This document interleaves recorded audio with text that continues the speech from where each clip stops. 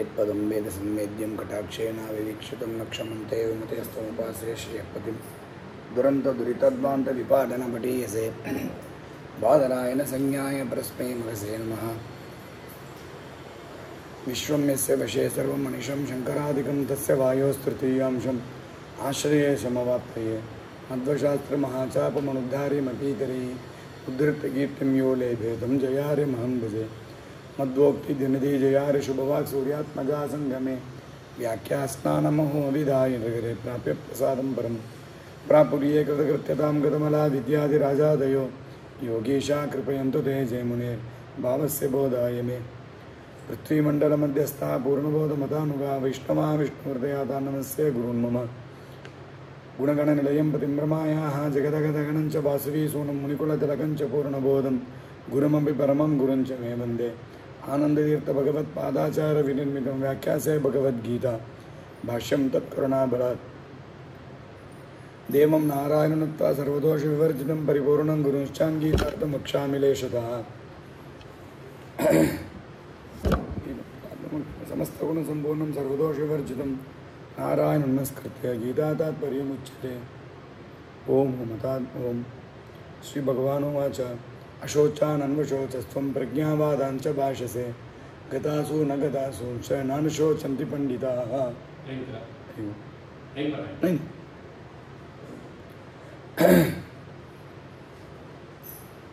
त्याज्यं दोषवदित्येके कर्म प्राहुर्मनीषिणः यज्ञदान तपಃಕರ್ಮ ನ ತ್ಯಾಜ್ಯಮಿತಿ ಚಾಪರೆ ಅಂಥೇಳಿ ನಿನ್ನೆ ಸನ್ಯಾಸ ಮತ್ತು ತ್ಯಾಗಗಳ ವಿಚಾರವನ್ನು ಅದರ ವ್ಯತ್ಯಾಸಗಳನ್ನು ಅರ್ಜುನ ಕೇಳಿದ್ದಾನೆ. ಕೃಷ್ಣ ಪರಮಾತ್ಮ ಸಕಾಮ ಕರ್ಮಗಳಲ್ಲಿ ಕಾಮನಾವನ್ನು ಬಿಡೋದು ಇದು ಸನ್ಯಾಸ, ಮತ್ತು ಸಕಾಮ ಕರ್ಮಗಳು ನಿಯತವಾಗಿ ಸಕಾಮಗಳು ಅಂತ ಯಾವುದಿದೆ ಅದನ್ನು ಸ್ವರೂಪದಿಂದಲೇ ಬಿಡೋದು ಕೂಡ ಇದು ಸನ್ಯಾಸ ಅಂತ ಕರಿಬೇಕು. ಕರ್ಮಗಳಲ್ಲಿ ಫಲತ್ಯಾಗವನ್ನು ಮಾಡೋದನ್ನು ತ್ಯಾಗ ಅಂತ ಕರಿಬೇಕು ಅಂತ ದೇವರು ಇಷ್ಟು ವಿಶೇಷವನ್ನು ಹೇಳಿದ್ದಾನೆ. ಅಷ್ಟೇ ಅಲ್ಲದೆ ಇದರಲ್ಲಿ ಕೆಲವರು ತ್ಯಾಜ್ಯಂ ದೋಷವದಿತ್ಯೇಗೆ ಕರ್ಮ ಪ್ರಾಹುರ್ ಮನೀಷಿಣಃ, ಕೆಲವರು ದೋಷವುಳ್ಳಂಥ ಕರ್ಮವನ್ನು ಬಿಡಬೇಕು ಅಂತಾರೆ ಜ್ಞಾನಿಗಳು. ಕೆಲವರು ಹಂಗೆ ಹೇಳ್ತಾರೆ. ಇನ್ನು ಕೆಲವ ಜ್ಞಾನಿಗಳು ಯಜ್ಞ ದಾನ ತಪಸ್ಸು ಕರ್ಮ ಇದೆಲ್ಲವನ್ನು ಕೂಡ ಏನಾದರೂ ಬಿಡಬಾರದು ಅಂತ ಇನ್ನು ಕೆಲವ ಜ್ಞಾನಿಗಳು ಹೇಳ್ತಾರೆ ಅಂತೇಳಿ ವಿಶೇಷವನ್ನು ಹೇಳಿದರು. ಅದರ ವಿಶೇಷವನ್ನು ಇನ್ನು ಕೇಳಿದ್ದೆವು. ದೇವರು ಅದರ ಮೇಲೆ ಹೇಳ್ತಾನೆ, ನಿಶ್ಚಯಂ ಶೃಣುಮೇ ತತ್ರ ತ್ಯಾಗೇ ಭರತ ಸತ್ತಮ. ಭರತ ಕುಲೋತ್ತಮನೇ ಇದು ಕೇಳು, ಮೂರು ಇದರಲ್ಲಿ ನನ್ನ ನಿಶ್ಚಯವನ್ನು ಹೇಳ್ತೇನೆ ಕೇಳು. ಏನಂದ್ರೆ ನಿಶ್ಚಯಂ ಶೃಣುಮೇ ತತ್ರ ತ್ಯಾಗೋಗಿ ಪುರುಷ ವ್ಯಾಘ್ರ ತ್ರಿವಿಧ ಇದು ಎರಡೂ ಸರಿಯೇ. ಜ್ಞಾನಿಗಳು ಹೇಳಿದ ಎರಡೂ ಸರಿ, ಯಾವ ದೃಷ್ಟಿಯಲ್ಲಿ ಸರಿ ಅಂತ ನೋಡಬೇಕು. ಹಿಂದೆ ಹೇಳಿದಂತೆ ಕಾಮನಾವನ್ನು ಬಿಟ್ಟು ಕರ್ಮ ಮಾಡೋದು ಇದು ಸರಿ, ಅದಕ್ಕೆ ತ್ಯಾಗ ಇದು ಸರಿ ಅಂತ ಜ್ಞಾನಿಗಳು ಹೇಳ್ತಾರೆ. ಆ ಕರ್ಮವನ್ನು ಮಾಡಲೇಬೇಕು ಅಂತ ಜ್ಞಾನಿಗಳು ಬಿಡಬಾರದು ಅಂತ ಹೇಳ್ತಾರೆ. ಬಿಡಬೇಕು ಅಂತ ಹೇಳೋರು ಅಭಿಪ್ರಾಯ ಆ ಸಕಾಮವನ್ನು ಬಿಡಬೇಕು ಎಂಬ ಅಭಿಪ್ರಾಯದಲ್ಲಿ ಹೇಳ್ತಾ ಇದ್ದಾರೆ. ಅದರಿಂದ ಇವುಗಳಲ್ಲಿ ವಿರೋಧ ಇಲ್ಲ. ಇದರಲ್ಲಿ ತ್ಯಾಗ ಎಂಬುದು ಮೂರು ವಿಧ ಇದೆ ಅಂತ ಹೇಳ್ತಾರೆ. ನಿನ್ನೆ ಅದನ್ನು ಸಂಗ್ರಹವನ್ನು ಕೇಳಿದ್ದೇವೆ. ಮೂರು ವಿಧ ತ್ಯಾಗ. ಮೊದಲು ಕರ್ಮದಲ್ಲಿ ನಾನು ಮಾಡ್ತೇನೆ ಎಂಬ ತ್ಯಾಗ ಬಿಡಬೇಕು, ಅಭಿಮಾನ ತ್ಯಾಗ. ನಾನು ಮಾಡ್ತೇನೆ ಅಂತನ್ನುವ ಮಮತಾ ತ್ಯಾಗ, ಅಂದರೆ ನಾನು ಮಾಡ್ತೇನೆ ಎಂಬ ಕರ್ತೃತ್ವ ಅಭಿಮಾನ ತ್ಯಾಗ. ನನಗೋಸ್ಕರ ಆಗತ್ತೆ ಎಂಬ ಮಮತಾ ತ್ಯಾಗ. ಅನಂತರದಲ್ಲಿ ಇದರಲ್ಲಿ ಕರ್ಮ ಫಲ ತ್ಯಾಗ. ಈ ಮೂರು ವಿಧ ತ್ಯಾಗಗಳು ಅಂತ ಒಂದು. ಇನ್ನೊಂದು ಸಾತ್ವಿಕ ರಾಜಸ ತಾಮಸ ಎಂಬ ರೀತಿಯಿಂದ ತ್ಯಾಗ ಮೂರು ವಿಧ ಆಗಿದೆ ಅಂತ ಪರಮಾತ್ಮ ಇದನ್ನು ಹೇಳ್ತಾನೆ.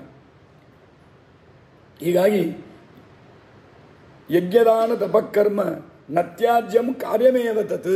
ದೇವರು ತನ್ನ ನಿಶ್ಚಯ ಹೇಳ್ತಾನೆ. ಯಜ್ಞ ದಾನ ತಪಸ್ಸು ಕರ್ಮ ಇದೆಲ್ಲವೂ ಕೂಡ ಸರ್ವದಾ ಬಿಡತಕ್ಕದ್ದಲ್ಲ, ಮಾಡಲೇಬೇಕು. ಯಜ್ಞೋ ದಾನಂ ತಪಶ್ಚೈವ ಪಾವನಾನಿ ಮನೀಷಿನಾಂ. ನಾವು ತುಂಬ ಜನ ಏನು ತಿಳ್ಕೊಂಡಿದ್ದೇವೆ, ಮಾಡಿದರೆ ಬಹಳಷ್ಟು ಜನರು ಮಾಡಿದರೆ ಸರಿಯಾಗಿ ಮಾಡಬೇಕ್ರಿ, ಯಾರು ಸರಿಯಾಗಿ ಹೇಳೋದೇ ಇಲ್ಲ, ಅದರಿಂದ ನಾನು ಮಾಡೋದಿಲ್ಲ. ಇದು ಸರಿಯಾದ ತತ್ವ ಅಲ್ಲ. ಎಷ್ಟು ಗೊತ್ತಾಗತ್ತೋ ಎಷ್ಟು ತಿಳಿತೋ ಮಾಡಲೇಬೇಕು, ಅದನ್ನು ಮಾಡಲೇಬೇಕು.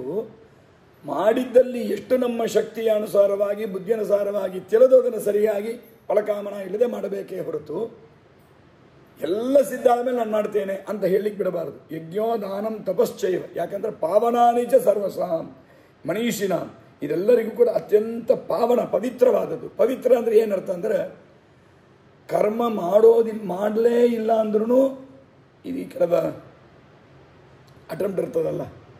ಅಟೆಂಪ್ಟ್ ಅಂದರೆ ಕೆಲವು ವಿಷಯಗಳೆಲ್ಲ ಪ್ರವೃತ್ತಿ.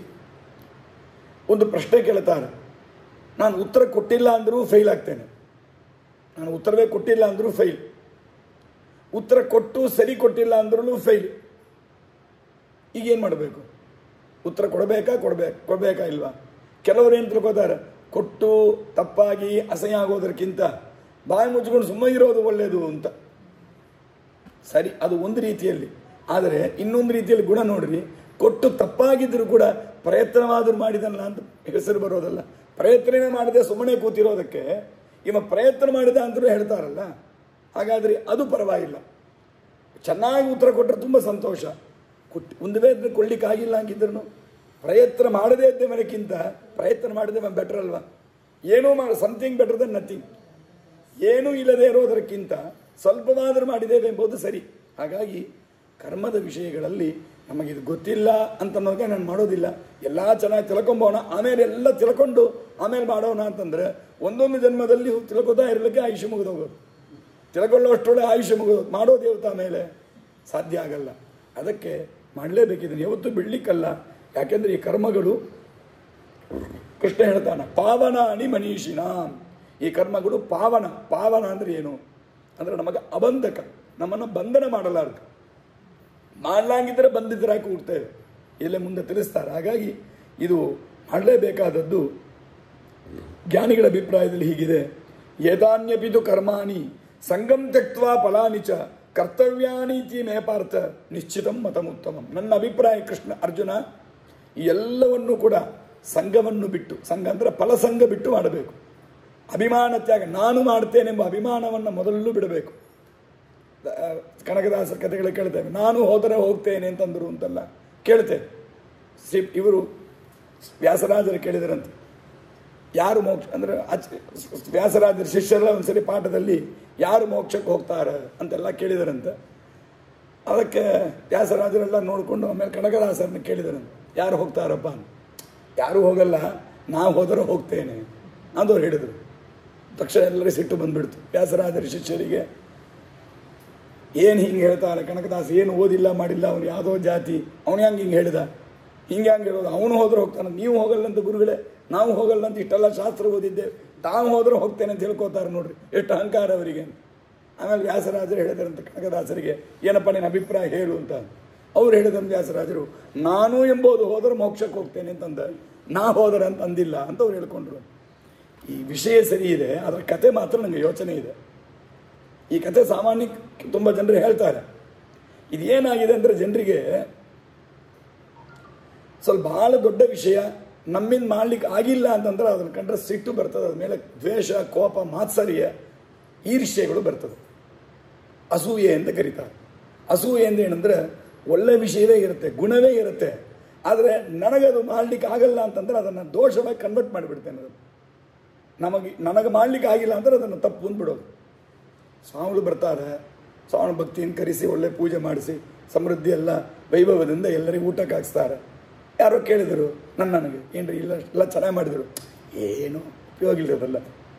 ಸ್ವಾಮಿ ಕರೆಸ್ತಾರೆ, ಮಾಡಿಸ್ತಾರೆ, ಶ್ರದ್ಧೆ ಇಲ್ಲ. ಯಾಕಂದ್ರೆ ನಮ್ಮನ್ನು ಕರ್ಲಿಕ್ಕೆ ಮರ್ತೋಗ್ಬಿಟ್ರಿ ನೀವು ನನ್ನನ್ನು ಕರ್ಲಿಕ್ಕೆ ಮರ್ತು ಬಿಟ್ಟಿರಿ, ಅಥವಾ ನನಗೇನು ದಕ್ಷಿಣೆ ಕೊಟ್ಟಿಲ್ಲ, ನಾನೇನು ಮಾಡ್ತೇನೆ ಅದಕ್ಕೆ? ನೀವು ಪಾಪ ಮಾಡಿದ್ದೆಲ್ಲ ಒಳ್ಳೆ ಕೆಲಸ, ಎಲ್ಲ ಚೆನ್ನಾಗಿ ಆಗಿರ್ತದೆ, ಆದರೆ ನನಗಿದರಿಂದ ಲಾಭ ಆಗಿಲ್ಲ, ಅಥವಾ ನನಗೆ ನಿಮ್ಮ ಥರ ಮಾಡ್ಲಿಕ್ಕೆ ಆಗಲ್ಲ, ಅದಕ್ಕೇನು ಮಾಡೋದು? ಏನು ಉಪಯೋಗ ಇಲ್ಲ ಅಂದು. ಇದಕ್ಕೆ ಅಸೂಯೆ ಅಂತ ಹೆಸರು. ಗುಣವನ್ನು ಕೂಡ ದೋಷವನ್ನಾಗಿ ಕಲ್ಪಿಸೋದಕ್ಕೆ ಅಸೂಯೆ ಅಂತ ಕರೀತಾರೆ. ಹಾಗೆ ಇದು ಒಂದು ಸಂಶಯ, ನಿಜವಾಗಿ ನನಗೆ ಇದು ಒಂದು ಸಂದೇಹ ಇದೆ. ಕನಕದಾಸರ ಯೋಗ್ಯತೆ ದೊಡ್ಡದು, ಅವರಿಗೆ ಮಹಾಜ್ಞಾನ ಇದೆ, ಜ್ಞಾನಿಗಳು, ಅದರಲ್ಲಿ ನಮಗೇನು ವಿವಾದ ಇಲ್ಲ. ನಾನು ಹೋದರೆ ಹೋಗ್ತೇನೆ ಅಂತ ಹೇಳಿದ ತತ್ವ ಸರಿ, ಅದರಲ್ಲಿ ವಿವಾದ ಇಲ್ಲ. ಹಾಗಾದರೆ ವ್ಯಾಸರಾಜರ ಶಿಷ್ಯರೆಲ್ಲ ಅಹಂಕಾರಿಗಳಾಗಿದ್ದೀರ? ಹಾಗಾದರೆ ಅಂಥ ಶಿಷ್ಯರನ್ನು ವ್ಯಾಸರಾಜರು ಯಾವ ಸುತ್ತಲಿಟ್ಟುಕೊಂಡಿದ್ರು? ಅವ್ರ ಶಿಷ್ಯರು ಯಾರ್ಯಾರು? ವಿಜೇಂದ್ರ ಸ್ವಾಮಿಗಳು, ಪಾದರಾಜ ಸ್ವಾಮಿಗಳು, ರಾಮತೀರ್ಥರು ಅಂತ ನೂರಾರು ಜನ ಹೇಳ್ತೇವೆ. ಹಾಗಂದ್ರೆ ಅವ್ರಲ್ಲ ಅಹಂಕಾರಿಗಳಾಗಿದ್ದೀರಾ? ಅರ್ಥ ಆಗಿಲ್ಲಲ್ಲ. ಇದು ಹ್ಯಾಂಗೆ ಅರ್ಥ ಮಾಡ್ಕೋಬೇಕು ಆವಾಗ? ಇಂಥ ಶಿಷ್ಯರನ್ನು ಅಂದರೆ ಏನಾಗಿದೆ ಅಂದರೆ, ಈ ಪಂಡಿತರು ಅಂತ ಹೇಳ್ಬಿಟ್ರೆ ಸಾಮಾನ್ಯ ಜನರಿಗೆ ಒಂದು ಸಿಟ್ಟು. ಅದು ಸುಧಾ, ಚಂದ್ರಿಕಾ, ವ್ಯಾಸತ್ರಯ ಇಲ್ಲ ಗ್ರಂಥಗಳು ಅಂದರೆ ನಮ್ಗೆ ಓದಲಿಕ್ಕೆ ಆಗೋದಿಲ್ಲ. ಅವರೇನೋ ಘಟಪಟ ಅವಚ್ಛೇದಕ ಅವಚ್ಛಿನ್ನ ಏನೋ ಶಬ್ದ ಆಡ್ತಾ ಇರ್ತಾರೆ. ಹಾಗಾಗಿ ನಮಗೆ ಅದೆಲ್ಲ ಬರೋದಿಲ್ಲ, ಅರ್ಥ ಆಗೋದಿಲ್ಲ. ಅದಕ್ಕೇನು ಮಾಡ್ತೇವೆ, ಅವ್ರ ಮೇಲೆ ಒಂದು ವೆಂಜನ್ಸ್, ಅದನ್ನ ಎಲ್ಲಾದ್ರೂ ಒಂದು ಸಂದರ್ಭ ಸಿಕ್ಕುವಾಗ ಸೇರಿಸ್ಬಿಡು. ಈಗ ಒಂದು ಕಥೆಯನ್ನು ಹೇಳ್ಬಿಡು. ಕಥೆ ಏನು ಹಿಡಿದು ನಾವು ಯಾರು ನಾನು ನೋಡಿದವರಲ್ಲ, ಇನ್ನೊಬ್ಬರು ನೋಡಿದವರಲ್ಲ. ಇಂಥ ಕಥೆಗಳನ್ನು ಅದು ವಿದ್ವಾಂಸರು ಅಂದರೆ ಒಂದು ಸಿಟ್ಟು, ಈ ಶಾಸ್ತ್ರ ಅಂದರೆ ಅದರ ಮೇಲೆ ಒಂದು ದ್ವೇಷ. ಯಾವಾಗಲೂ ಹೀಗೆ. ನೀವು ವ್ಯಾಸರಾಜರ ಶಿಷ್ಯರು ಪುರಂದರದಾಸ ಕಥೆ ಎಲ್ಲ ಕೇಳಿ ನೋಡ್ರಿ, ಹಿಂಗೆ ಹೇಳೋರು ಅದನ್ನು. ಹಾಗಾದರೆ ಇದು ದೋಷ ವ್ಯಾಸರಾಜರಲ್ಲೇ ಪರಿವಸಾನ ಆಗತ್ತೆ ಅಂತ ಅರ್ಥ ಆಗಬೇಕಲ್ಲ. ಈಗ ನಾನೊಬ್ಬ ಮ್ಯಾನೇಜರ್ ನಾನು ಏನು ಮಾಡ್ತೇನೆ, ಎಲ್ಲರನ್ನು ಆರಿಸ್ತೇನೆ, ಅಪಾಯಿಂಟ್ ಮಾಡ್ತೇನೆ. ಅಪಾಯಿಂಟ್ ಮಾಡಿದವರೆಲ್ಲರೂ ಅನ್ಫಿಟ್ ಅಂತಂದರೆ ಏನು ಅರ್ಥ ಅದರಲ್ಲಿ? ಮ್ಯಾನೇಜರ್ ಇಸ್ ನಾಟ್ ಸರಿಯಾದ ಮ್ಯಾನೇಜರ್ ಇಲ್ಲ ಅಂತ ಅರ್ಥ. ಮ್ಯಾನೇಜರ್ ಸರಿ, ಯಾಕಂದ್ರೆ ಅವನೇ ಅಪಾಯಿಂಟ್ ಮಾಡೋವ, ಅಪಾಯಿಂಟಿಂಗ್ ಅಥಾರಿಟಿ ಮ್ಯಾನೇಜರು. ಎಲ್ಲ ತಪ್ಪಾದ ಮನುಷ್ಯರನ್ನು ಅಪಾಯಿಂಟ್ ಮಾಡಿದ್ದಾನಂತಂದ್ರೆ ಆವಾಗ ಮ್ಯಾನೇಜರ್ ಆ ಪೋಸ್ಟಿಗೆ ಸರಿ ಇಲ್ಲ ಅಂತ ಅರ್ಥ. ಹಾಗೆ ವ್ಯಾಸರಾಜರು ಪಾಪ ಪುರಂದರದಾಸರು, ಕನಕದಾಸರು, ವಿಜಯದಾಸರು, ಜಗನ್ನಾಥದಾಸರು ಇವರೆಲ್ಲ ತುಂಬ ಭಕ್ತರು, ಶ್ರದ್ಧಾವಂತರು, ವೈರಾಗ್ಯವಂತರು. ಆದರೆ ಅವರು ಬೇರೆ ಶಾಸ್ತ್ರವನ್ನು ವ್ಯಾಸರಾಜರಲ್ಲೇ ಶಾಸ್ತ್ರಾಧ್ಯಯನ ಮಾಡುವ ಶಿಷ್ಯರೆಲ್ಲ ಅಹಂಕಾರಿಗಳು. ಇದು ಹಂಗೆ. ಹಾಗಾದರೆ ಇವರನ್ನ ಶಿಷ್ಯರನ್ನ ತಗೊಂಡ ವ್ಯಾಸರಾಜರು ಏನು? ಅದಕ್ಕೆ ಕಥೆ ನಮಗೆ ಏನೋ ಒಂದು ಹೆಚ್ಚು ಹೇಳ್ತೇವೆ, ಉತ್ಸಾಹದಲ್ಲಿ ಹೇಳ್ತೇವೆ ಅಂತ ಅನ್ನೋದಕ್ಕಾಗಿ ಹೀಗೆಲ್ಲ ಹೇಳಬಾರ್ದು. ಹೇಳೋಣ, ಯಾರ್ಯಾರಿಗೆ ಮೋಕ್ಷ ಆಗತ್ತೆ ಅಂತ ಸಾಮಾನ್ಯ ವಿಚಾರ ನಡೆದಾಗ ಒಬ್ಬೊಬ್ಬರು ಒಂದೊಂದರ ಶ್ರವಣ ಮನನಾದಿಗಳಿದ್ದರೆ ಮೋಕ್ಷ ಆಗತ್ತೆ ಅಂತ ಒಬ್ಬರು ಹೇಳಿದರು. ಶಾಸ್ತ್ರ ಚೆನ್ನಾಗಿ ಮಾಡಿದರೆ ಮೋಕ್ಷ ಆಗತ್ತೆ, ದೇವರಲ್ಲಿ ಭಕ್ತಿ ಮಾಡಿದರೆ ಮೋಕ್ಷ ಆಗತ್ತೆ. ಎಲ್ಲವೂ ಸರಿ, ಎಲ್ಲವೂ ಸರಿ, ಯಾವುದು ತಪ್ಪಿಲ್ಲ. ಇಷ್ಟು ಕೂಡ ತಿಳಿಲಾಂಗಲ ಅವರೆಲ್ಲ ವ್ಯಾಸರಾಜಲ್ಲಿ ಶಾಸ್ತ್ರ ಓದಲಿಕ್ಕೆ ಬಂದರು. ಮೋಕ್ಷ ಏನಾಗತ್ತೆ ಅಂತ ತಿಳ್ಕೊಳ್ಳದೇವರ ಬಂದಿದ್ದಾರೆ. ಇವರೆಲ್ಲ ಯಾಗ ಮಾಡ್ತಾ ಇದ್ರು, ಋಷಿಗಳೆಲ್ಲ. ನಾರದರು ಬಂದು ಕೇಳಿದರು. ಶ್ರೀನಿವಾಸ ಕಲ್ಯಾಣದಲ್ಲಿ ಪ್ರಾರಂಭದಲ್ಲಿ ಕೇಳ್ತೇವೆ, ಈ ಯಾಗವೆಲ್ಲ ಯಾರಿಗೆ ಸಮರ್ಪಣೆ ಮಾಡ್ತೀರಿ? ಯಾರಿಗೆ ಗೊತ್ತಾಗಿಲ್ಲ. ಅಯ್ಯೋ ಏನು ಮಾಡೋದು, ಯಾರಿಗೆ ಸಮರ್ಪಣೆ ಮಾಡೋದು ತಿಳಿಯಿಲ್ಲ. ಸರಿ, ವಿಚಾರ ಮಾಡ್ಕೊಂಡು ಬರೋಣ ಅಂತ ಹೊರಟ್ಬಿಟ್ರು. ಯಾರು ಭೃಗು ಋಷಿಗಳು ಹೊರಟೆಲ್ಲ ನೋಡಿಕೊಂಡು ಆಮೇಲೆ ದೇವರಿಗೆ ಅರ್ಪಣೆ ಮಾಡೋಣ ಬಂದು ಹೇಳಿದರು. ಇಷ್ಟೇ ಕತೆ ಹೇಳಿದರೆ, ನಾವು ಮಾಡುವ ಕರ್ಮವನ್ನು ದೇವರಿಗೆ ಅರ್ಪಣೆ ಮಾಡಬೇಕು ಎಂಬುದು ಸಂಧ್ಯಾವಂದನೆ ಮಾಡುವ ಹುಡುಗರಿಗೆ ಗೊತ್ತಿದ್ದೀರಿ? ಮನೆಯೊಳಗೆ ಸಂಧ್ಯಾವಂದನೆ ಮಾಡುವ ಹುಡುಗರಿಗೆ ಮಾಡುವ ಕರ್ಮ ಅಲ್ಲ ದೇವರಿಗೆ ಅರ್ಪಣೆ ಮಾಡಬೇಕು ಎಂಬುದು ಗೊತ್ತಿಲ್ವಾ? ಅಕ್ಷಯಂ ಕರ್ಮ ಯಸ್ಮಿನ್ ಪರೆ ಸ್ವರ್ಪಿತಂ ಕಾಯೇನ ವಾಚ ಮನಸೇಂದ್ರಿಯ ಇರುವ ನಾರಾಯಣ ಏತಿ ಸಮರ್ಪಯೇತ್ತತ್. ಇದೆಲ್ಲ ದೇವರಿಗೆ ಅರ್ಪಣೆ ಮಾಡ್ರಿ. ಎಷ್ಟು ಸರಳವಾದ ವಿಷಯ. ಇಷ್ಟು ತಿಳಿಲಾಂಗ ಅವರು ಋಷಿಗಳಾಗಿದ್ದಾರೆ. ಹಾಗರ್ಥ ಅಲ್ಲ. ಋಷಿಗಳಿಗೆ ಯಾರಿಗೆ ಸಮರ್ಪಣೆ ಮಾಡಬೇಕು ಅಂತ ತಿಳಿಲಾಂಗ ಭೃಗು ಋಷಿಗಳು ಹೋಗಿಲ್ಲ. ಸಮರ್ಪಣೆ ಮಾಡೋದು ಸರ್ವೋತ್ತಮನಿಗೆ ಮಾಡಬೇಕು. ಯಾವುದೋ ಒಂದು ಅಲ್ಪ ಸ್ವಲ್ಪನಿಗೆ ಸಮರ್ಪಣೆ ಮಾಡಿ ಉಪಯೋಗ ಇಲ್ಲ. ಆ ಸರ್ವೋತ್ತಮ ಯಾರು ಅದೂ ತಿಳಿದಿದೆ ಅವರಿಗೆ. ವೇದಶಾಸ್ತ್ರ ಓದಿದವರೇ ಋಷಿಗಳು, ಭೃಗ್ವಾದಿಗಳು, ಅಲ್ಲಿ ಕುಳಿತವರೆಲ್ಲರೂ. ಅಥವಾ ಬಂದ ನಾರದರಿಗೆ ಅದು ತಿಳಿಲಾರ್ದ ಕಲಿಸ್ಬೇಕು ಯಾಕೆ? ಹೋಗಿ ತಿಳ್ಕೊಂಡು ಬಂದು ಕಲಿಸ್ಬೇಕು ಯಾಕೆ? ಅವಾಗ ಬೇರೆ ಇವರಿಗೆ ತಿಳಿಯಲಾಂಗೆ ಇರಲಿ, ನಾರದರಿಗೆ ತಿಳಿದಿದಲ್ಲ, ಅವರು ಹೇಳಿಕೊಟ್ಟಿರ್ಬೋದಲ್ಲ. ಹಾಗಾದರೆ ಏನು ವಿಶೇಷ ಅಂದರೆ, ನಾವೆಲ್ಲ ಥಿಯರಿಟಿಗಳಾಗಿ ತಿಳ್ಕೊಳ್ತೇವೆ. ಏಟು ಚೊರಕ ಕರಿಕೋದವ ತುಂಬರು ತಮಿಳಲ್ಲಿಲ್ವಾ? ನಾವು ಬರೀ ಥಿಯರಿ ಒಳಗೆ ಓದ್ತೇವೆ. ಆದರೆ ಥಿಯರಿ ಒಳಗೆ ಓದಿದ್ದನ್ನು ಪ್ರತ್ಯಕ್ಷವಾಗಿ ನೋಡಲು ಪ್ರಾಕ್ಟಿಕಲಾಗಿ ನೋಡಬೇಕು, ಪ್ರಾಕ್ಟಿಕಲಾಗಿ ಅನುಭವಿಸಬೇಕು. ಆ ಪ್ರಾಕ್ಟಿಕಲಾಗಿ ಅನುಭವಿಸುವ ಯೋಗ್ಯತೆ ಋಷಿಗಳಿಗಿದೆ, ನಮಗೆ ನಿಮಗೆ ಇಲ್ಲ. ಅದಕ್ಕೆ ಸಮರ್ಪಣೆ ಮಾಡಬೇಕು ಕರ್ಮವನ್ನು. ಯಾರಿಗೆ? ಸರ್ವೋತ್ತಮ ವ್ಯಕ್ತಿಗೆ. ಸರ್ವೋತ್ತಮ ಯಾರು? ದೇವರೊಬ್ಬನೇ. ಆ ದೇವರು ಸರ್ವೋತ್ತಮ ಹ್ಯಾಂಗೆ ಎಂಬುದನ್ನು ಪ್ರಾಕ್ಟಿಕಲಾಗಿ ತಿಳ್ಕೊಳ್ಳಿಕ್ಕೆ ಭೃಗು ಋಷಿಗಳು ಹೊರಟು ಕೈಲಾಸಕ್ಕೆ ಹೋಗ್ತಾರೆ. ಅವರಿಗೆ ದೋಷ ಇದೆ, ರಾಗಾದಿ ಕಾಮಾದಿ ದೋಷಗಳದಂತ ತಿಳ್ಕೊಂಡ್ರು. ಬ್ರಹ್ಮದೇವರ ಹತ್ರ ಹೋಗ್ತಾರೆ, ಅವರಿಗೆ ಅಸ್ವಾತಂತ್ರ್ಯ ಎಂಬ ದೋಷ ಅದಂತ ತಿಳ್ಕೊಂಡ್ರು.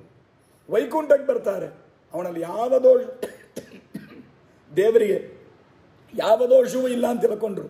ಆದರೂ ತನ್ನ ಲಕ್ಷ್ಯ ಮಾಡಿಲ್ಲ ಅಂತ ಸಿಟ್ಟಿಗೆ ಕಾಲಿಂದ ಒದ್ದಾಗ ದೇವರು ಭಕ್ತ ಪರವಶನಾಗಿ ಅನುಗ್ರಹ ಮಾಡಿದ. ಅದನ್ನು ಕಂಡು ಸಂತೋಷಪಟ್ಟರು. ಇವನೇ ಸರ್ವೋತ್ತಮ ಎಂಬುದನ್ನು ಕಣ್ಣಿಂದ ತಿಳ್ಕೊಂಡು ಉಪದೇಶವನ್ನು ಬಂದು ಉಳಿದ ಋಷಿಗಳಿಗೆ ಹೇಳ್ತಾರೆ. ಇದು ಇದರ ಚರಿತ್ರೆಯಲ್ಲಿ ಬಂದದ್ದಷ್ಟೇ ಅಲ್ಲ, ಉಪನಿಷತ್ತಲ್ಲಿ ಇಂತಹ ಕಥೆಗಳು ಬರ್ತಾ ಇದೆ. ಉಪನಿಷತ್ತಲ್ಲಿ ಹಾಗೆ ಹೇಳ್ತಾರೆ. ದೇವರ ಸರ್ವೋತ್ತಮತ್ವವನ್ನು ತಿಳ್ಕೊಳ್ಳಿಕ್ಕೆ ದೇವತೆಗಳೆಲ್ಲ ಹೊರಟಿದ್ದಾರೆ. ಏನಾದರೂ ಪರವಾಳ ಋಷಿಗಳು ದೇವತೆಗಳೇ ಹೋಗ್ತಾರೆ ದೇವರ ಸರ್ವೋತ್ತಮತ್ವವನ್ನು ತಿಳ್ಕೊಳ್ಳಿಕ್ಕೆ. ಅದ್ರ ಪ್ರತ್ಯಕ್ಷವಾಗಿ ನೋಡಿ, ಉಪದೇಶವಾಗಿ ಪ್ರತ್ಯಕ್ಷವಾಗಿ ತಿಳ್ಕೊಳ್ಳಿಕ್ಕೋಸ್ಕರ ಇಂಥ ಅವರ ಪ್ರವೃತ್ತಿಗಳಿರುತ್ತೆ. ಹಾಗಾಗಿ ಇದರಲ್ಲಿ ಅವರಿಗೆ ಸಂದೇಹ ಇತ್ತು ಅಂತ ಅರ್ಥ ಅಲ್ಲ, ಇನ್ನೂ ದೃಢವಾಗಿ ಪ್ರತ್ಯಕ್ಷವಾಗಿ ತಿಳ್ಕೊಳ್ಳೋದಕ್ಕೋಸ್ಕರ ಅದನ್ನು ಮಾಡ್ತಾರೆ. ಆ ದೃಷ್ಟಿಯಿಂದ ನಾನು ಹೋದರೆ, ಒಟ್ಟು ಪ್ರಕೃತ ವಿಷಯಕ್ಕೆ ಬರೋಣ, ಅಹಂಕಾರ ಇದ್ದರೆ, ನಾನೆಂಬ ಅಹಂಕಾರ ಇದ್ದರೆ ಮೋಕ್ಷ ಆಗೋದಿಲ್ಲ. ಅದನ್ನು ಬಿಟ್ಟರೆ ಅಹಂಕಾರ ಮೋಕ್ಷ ಆಗತ್ತೆ. ಅದಕ್ಕೆ ಏತಾನ್ಯಪಿತು ಕರ್ಮಾಣಿ ಸಂಗಮ್ ತ್ಯಕ್ತ್ವಾ ಫಲಾನಿ ಚ ಕರ್ತವ್ಯಾನಿ, ಇದೆಲ್ಲ ಅವಶ್ಯ ಮಾಡಲೇಬೇಕಾದದ್ದು. ಕರ್ತವ್ಯಾನಿ, ಇದು ಮಾಡಲೇಬೇಕಾದದ್ದು ಅಂಥೇಳಿ ನಾನು ನಿಶ್ಚಯ ಮಾಡಿ ಹೇಳ್ತೇನೆ ಅರ್ಜುನ, ಇದನ್ನು ನೀನು ಅವಶ್ಯವಾಗಿ ಮಾಡಬೇಕು ಅಂಥೇಳಿ ಆಚಾರ್ಯರು ಕೂಡ ಇಲ್ಲಿ ನಿನ್ನೆ ಕೊನೆಗೆ ಸೂಚನೆ ಮಾಡಿದ್ದೆ. ಎಲ್ಲರಿಗೂ ಕೂಡ ಬ್ರಾಹ್ಮಣ, ಕ್ಷತ್ರಿಯ, ವೈಶ್ಯ, ಶೂದ್ರ, ಬ್ರಹ್ಮಚಾರಿ, ಗೃಹಸ್ಥ, ವಾನಪ್ರಸ್ಥ, ಸನ್ಯಾಸಿ, ಪ್ರತಿಯೊಬ್ಬ ಜೀವರಾಶಿಗೂ ಯಜ್ಞ, ದಾನ, ತಪಸ್ಸು, ಕರ್ಮ ಇವುಗಳು ಉಂಟು. ಆದರೆ ಎಲ್ಲರಿಗೂ ಒಂದೇ ಥರ ಯಜ್ಞ, ಒಂದೇ ಥರ ತಪಸ್ಸು, ಒಂದೇ ಥರ ದಾನ ಇಲ್ಲ. ಅವರವರಿಗೆ ಅವರವರ ದಾನ, ಅವರವರ ಯಜ್ಞಗಳು ಬೇರೆ ಬೇರೆ. ನೀವು ಇದನ್ನು ಹೇಳಿದರೆ ಯಜ್ಞ ಎಲ್ಲರಿಗಿದೆ ಅಂತ ಎಲ್ಲರೂ ಕೂತ್ಕೊಂಡು ಯಜ್ಞ ಮಾಡೋದಲ್ಲ. ಸ್ವಲ್ಪ ಯೋಚನೆ ಮಾಡಿ. ಎಲ್ಲರೂ ಯಜ್ಞ ಮಾಡಬೇಕು. ನಾಳೆ ಬೆಳಿಗ್ಗೆ ಇವರು ಕೂತ್ಕೊಂಡು ಒಂದು ಕಡೆಯಲ್ಲಿ ಹೋಮ ಮಾಡ್ತಾರೆ. ನಾರಾಯಣ ಅಷ್ಟಾಕ್ಷರ ಮಂತ್ರ ಹೋಮ, ನೀವು ಒಂದು ಕಡೆ ಯಜ್ಞ ಅಂತ ಹೇಳಿದರು, ನೀವೊಂದು ಕಡೆ ಹೋಮ. ನಿಮ್ಮ ಮನೆಯವರು ನೋಡಿದರು, ಓ ಇನ್ನೇ ಗೀತೆಯಲ್ಲಿ ಕೇಳಿದ್ದೇವೆ ಎಲ್ಲರೂ ಯಜ್ಞ ಮಾಡಬೇಕು ಅಂತ. ಅವರೊಂದು ಕೊಡು ಕೃಷ್ಣ ಮಂತ್ರ ಜಪ, ಅವರೊಂದು ಯಜ್ಞ ಮಾಡ್ತಾ ಕೂತಿರ್ತಾರೆ. ಮನೆಯಲ್ಲಿ ಕೆಲಸಗಾರರು ಅವರೊಂದು ಕಡೆ ಕೂತ್ಕೊಂಡು ಅವರು ಯಜ್ಞ ಮಾಡ್ತಾ ಇರ್ತಾರೆ. ಎಲ್ಲ ಯಜ್ಞ ಮಾಡ್ತಾ ಕೂತಿದ್ದರೆ ಅಡಿಗೆ ಯಾರು ಮಾಡೋದು? ಕಾರು ಹೊಡೆದು ಉಪನ್ಯಾಸಕ್ಕೆ ಬರಬೇಕು, ಸ್ವಾಮಿಗಳು ಪಾದಪೂಜೆ, ಕಾರಲ್ಲಿ ಕರೆಸಿ ಡ್ರೈವರ್ನ ಕರ್ಕೊಂಡು, ಡ್ರೈವರಲ್ಲಿ ಕೊಟ್ಟು ಹೋಮ ಮಾಡ್ತಾ ಇದ್ದಾನೆ. ಹೋಗಿ ಕರ್ಕೊಂಡು ಬಾರಪ್ಪ, ನೋಡ್ರಿ ಗೀತೆಯಲ್ಲಿ ಕೃಷ್ಣ ಹೇಳಿದ್ದಾನೆ ಯಜ್ಞ, ದಾನ, ತಪಸ್ಸು ಮಾಡು ಅಂತ, ಯಜ್ಞ ಮಾಡ್ತಾ ಇದ್ದೇನೆ ಅಂತ ನಾವು ಡ್ರೈವರ್. ಮನೆಯಲ್ಲಿ ಹೆಂಗಸು ಯಜ್ಞ ಮಾಡು ಅಂತ ಹೇಳಿದ್ದಾನೆ ಕೃಷ್ಣ, ನಾನು ಕೃಷ್ಣ ಎಂಬಂತರ ಜಪ ಯಜ್ಞ ಮಾಡ್ತಾ ಇದ್ದೇನೆ. ಹೀಗೆಲ್ಲರೂ ಅವರವರು ಯಜ್ಞ ಮಾಡ್ತಾ ಇದ್ದರೆ ಜಗತ್ ಪ್ರವೃತ್ತಿ ಹಾಗೆ. ಅದಕ್ಕೆ ಯಜ್ಞ ಮಾಡೋದು ಎಲ್ಲರೂ ಒಂದೇ ಥರ ಮೂಗು ಹಿಡ್ಕೊಂಡು ಯಜ್ಞ ವೇದಿಕೆ ಹಾಕಿ ತುಪ್ಪ ಸುರಿಯೋದಂತ ಅರ್ಥ ಅಲ್ಲ. ಯಾರ್ಯಾರಿಗೆ ಯಾವ್ಯಾವ ಕರ್ಮ ವಿಹಿತವೋ ಅದು ಅವರವರು ಮಾಡುವ ಯಜ್ಞ. ಶ್ರೀಮದಾಚಾರ್ಯರು ಬಹಳ ಸ್ಪಷ್ಟ ಹೇಳ್ತಾರೆ, ದ್ರವ್ಯಯಜ್ಞಾದೀನ ಮಧ್ಯೆ ಸ್ವೋಚಿತೋ ಯಜ್ಞ, ತನಗೆ ಉಚಿತವಾದ ಯಜ್ಞ. ಅವರು ಅದಕ್ಕೆ ಯಾರಿಗೆ ಉಚಿತ ಯಾವುದೊಂದು ಹ್ಯಾಂಗೆ ಕಂಡುಹಿಡಿಯೋದು? ಇದು ನಾಡಿ ಜೋಸಿ ಇವಂಗಿಲ್ಲ.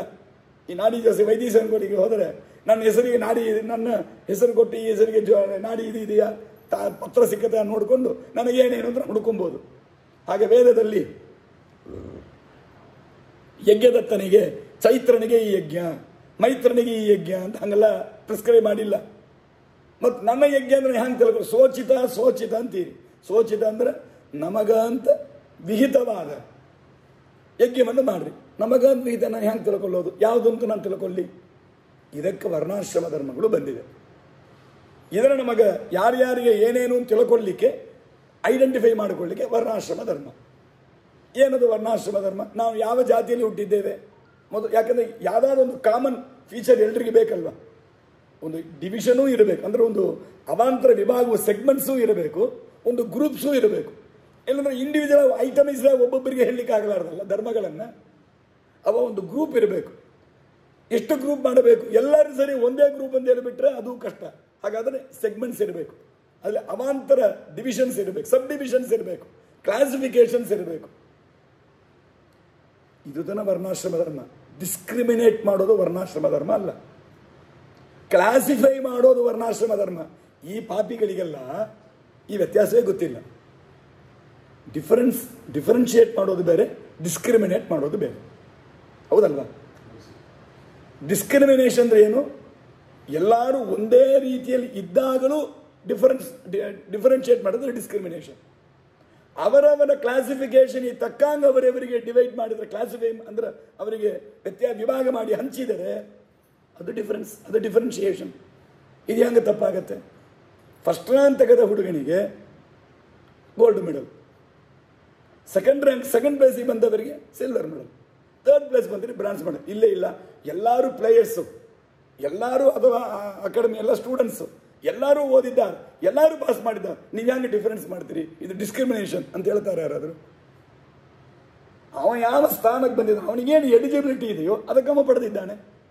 ನೀವು ಸೆಕೆಂಡ್ ರ್ಯಾಂಕ್ ತೆಗೆದವನನ್ನು ನಂಗೆ ಬೇಕಾದವ ಅಂತೇಳಿ ಏನಾದರೂ ಇನ್ಫ್ಲೂಯೆನ್ಸ್ ಮಾಡಿ ಅವನನ್ನು ಮೇಲೆ ಕರೆಸಿ ಫಸ್ಟ್ ರ್ಯಾಂಕ್ ತೆಗೆದವನ್ನ ಕಳಿಸಿ ಏನಾದರೂ ಮಾಡಿದರೆ ಇದು ಡಿಸ್ಕ್ರಿಮಿನೇಷನ್, ಇದು ತಪ್ಪು.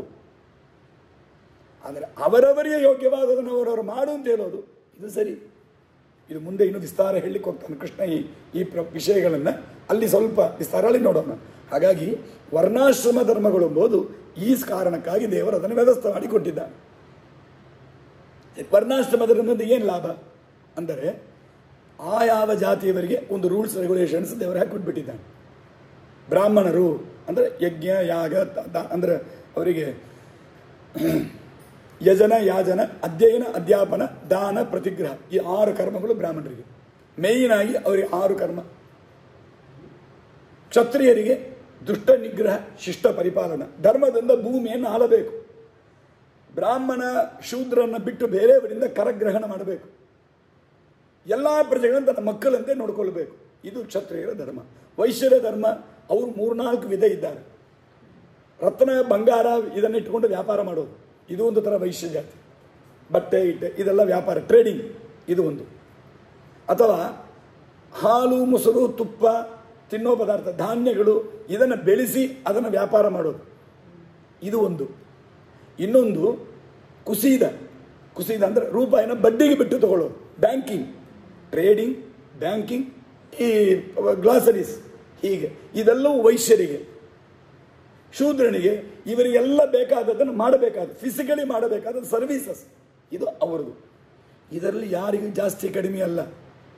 ಒಂದು ಆಫೀಸಲ್ಲಿ ಮ್ಯಾನೇಜರು ಬೇಕು, ಕ್ಲರ್ಕೂ ಬೇಕು, ಆಫೀಸರು ಬೇಕು, ಅಟೆಂಡರು ಬೇಕು, ಸೆಕ್ಯೂರಿಟಿ ಇರಬೇಕು. ಅವರವರ ಕೆಲಸಕ್ಕೆ ತಕ್ಕಂಗೆ ರೆಸ್ಪಾನ್ಸಿಬಿಲಿಟಿ ತಕ್ಕಂಗೆ ಸಂಬಳ ಸ್ಥಾನ ಎಲ್ಲ ಉಂಟು. ಆದರೆ ಎಲ್ಲರೂ ಆಫೀಸಿಗೆ ಪಾರ್ಟ್ ಆ್ಯಂಡ್ ಪಾರ್ಸಲ್, ಎಲ್ಲರ ಕೆಲಸವೂ ಮುಖ್ಯ. ಯಾರೊಬ್ಬರು ಬೇಡ ಅಂತ ಆಗೋದಿಲ್ಲ, ಯಾರೊಬ್ಬರು ಬೇಡ ಅಂತಿಲ್ಲ.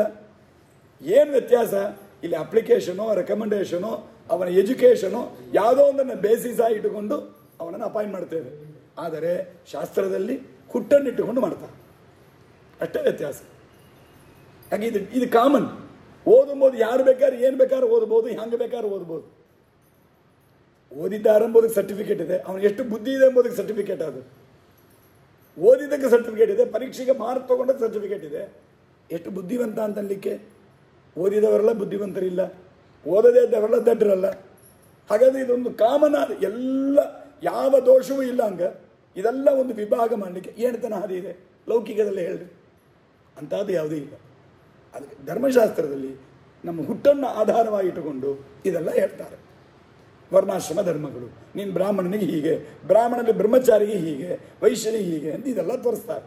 ಹಾಗಾಗಿ ಈ ವರ್ಣಾಶ್ರಮ ಧರ್ಮಗಳ ಅನುಸರಿಸಿ ನಾವೇನು ಕರ್ಮ ಮಾಡ್ತೇವೋ ಇದು ತನ್ನ ಸೋಚಿತ ಕರ್ಮ ಅಂತ ಅರ್ಥ.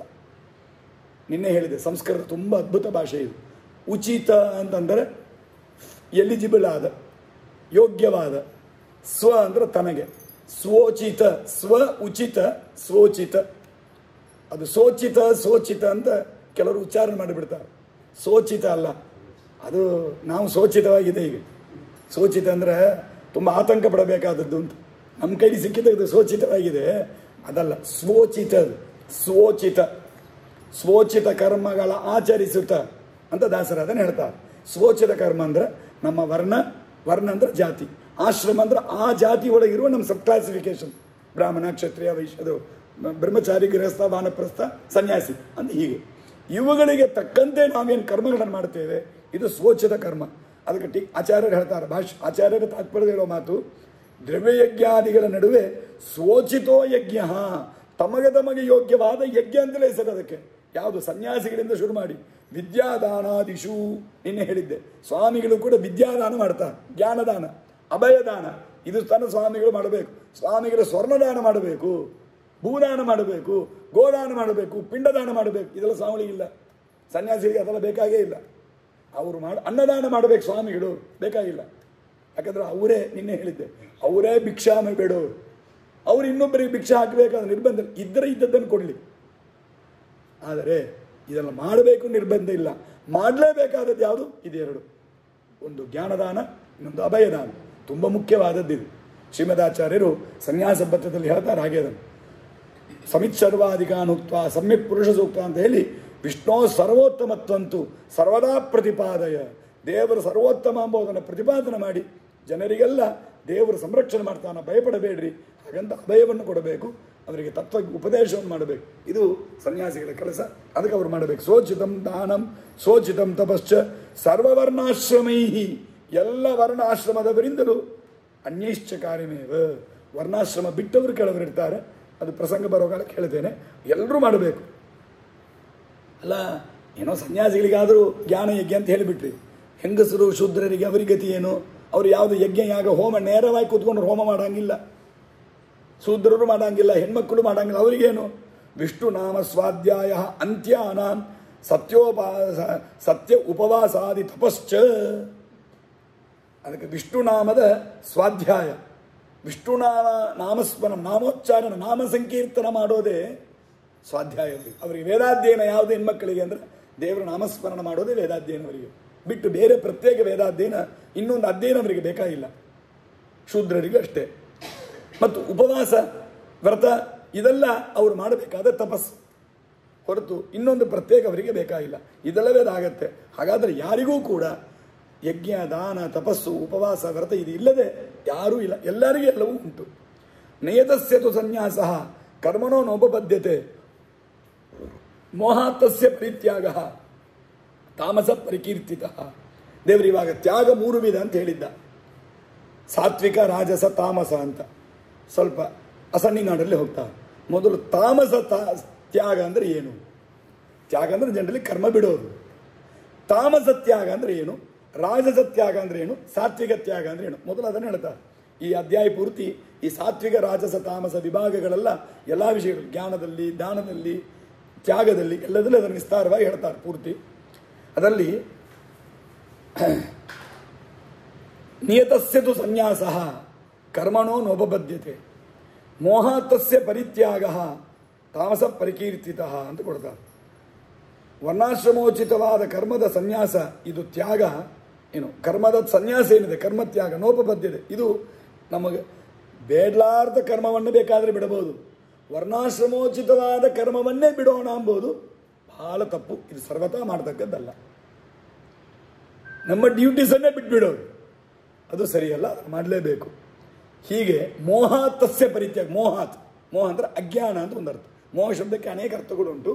ಮೋಹ ಶಬ್ದಕ್ಕೆ ಮೊದಲೊಂದು ಅಜ್ಞಾನ, ಗೊತ್ತಿಲ್ಲ ಒಂದು, ಇನ್ನೊಂದು ಗೊತ್ತಿದೆ, ಗೊತ್ತಿದ್ದರೂ ಅಸಡ್ಡೆ ಅಥವಾ ವಿಪರೀತ ಜ್ಞಾನ, ಅದೆಲ್ಲ ಏನು ಮಾಡಲಾರ್ದ್ರಿ, ಏನು ಮಾಡಿದ್ರೆ ನೋಡ್ಕೊಂಡ್ಬಿಡೋಣ ಹಾಗಂತ ಬಿಡೋದು, ಇದು ಮೋಹ.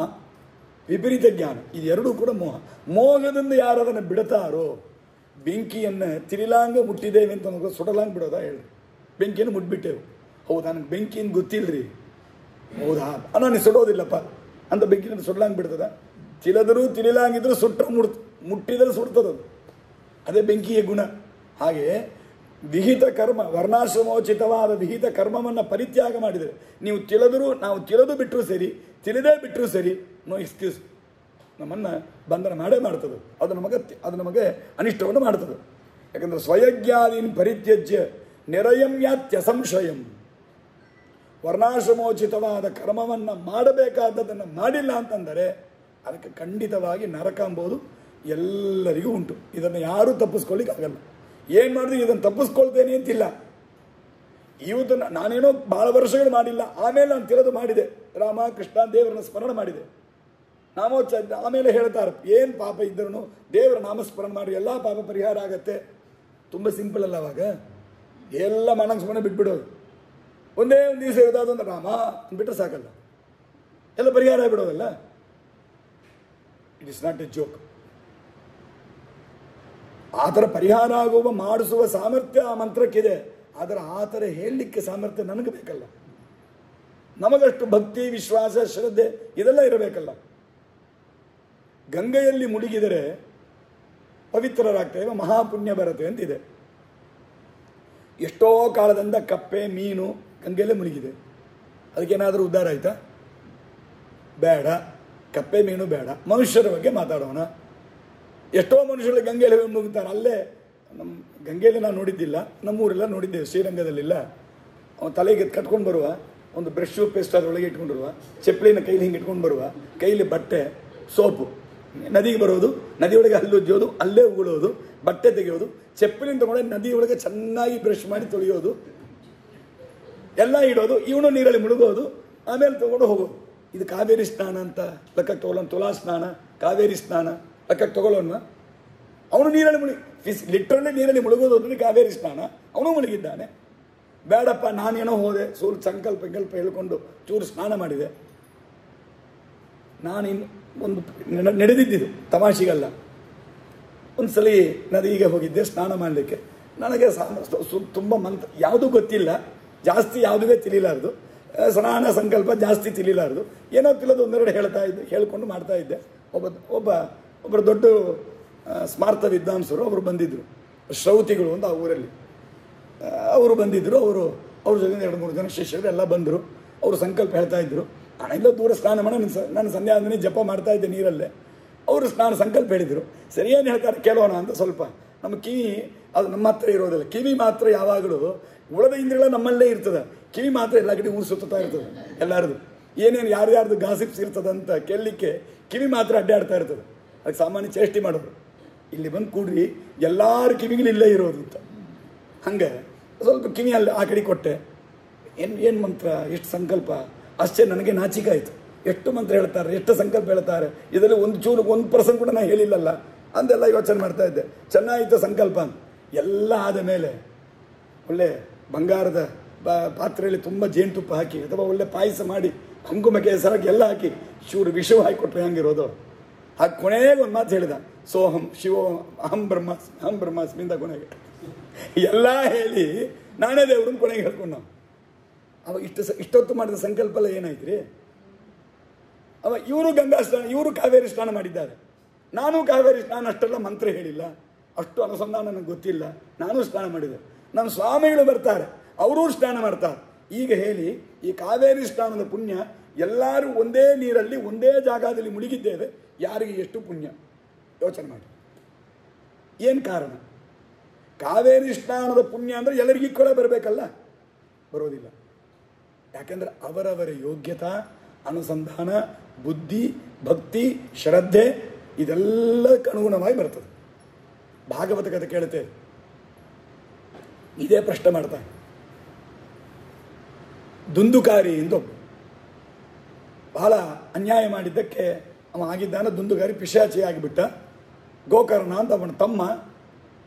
ಆ ದುಂದುಕಾರಿಯ ಉದ್ಧಾರಕ್ಕಾಗಿ ಗೋಕರ್ಣ ಭಾಗವತ ಪ್ರವಚನ ಮಾಡ್ತಾನೆ. ಪಿಶಾಚಿಯಾಗಿ ತಿರುಗಾಡ್ತಾ ಇದ್ದಾನೆ ಅವ ದುಂದುಕಾರಿ.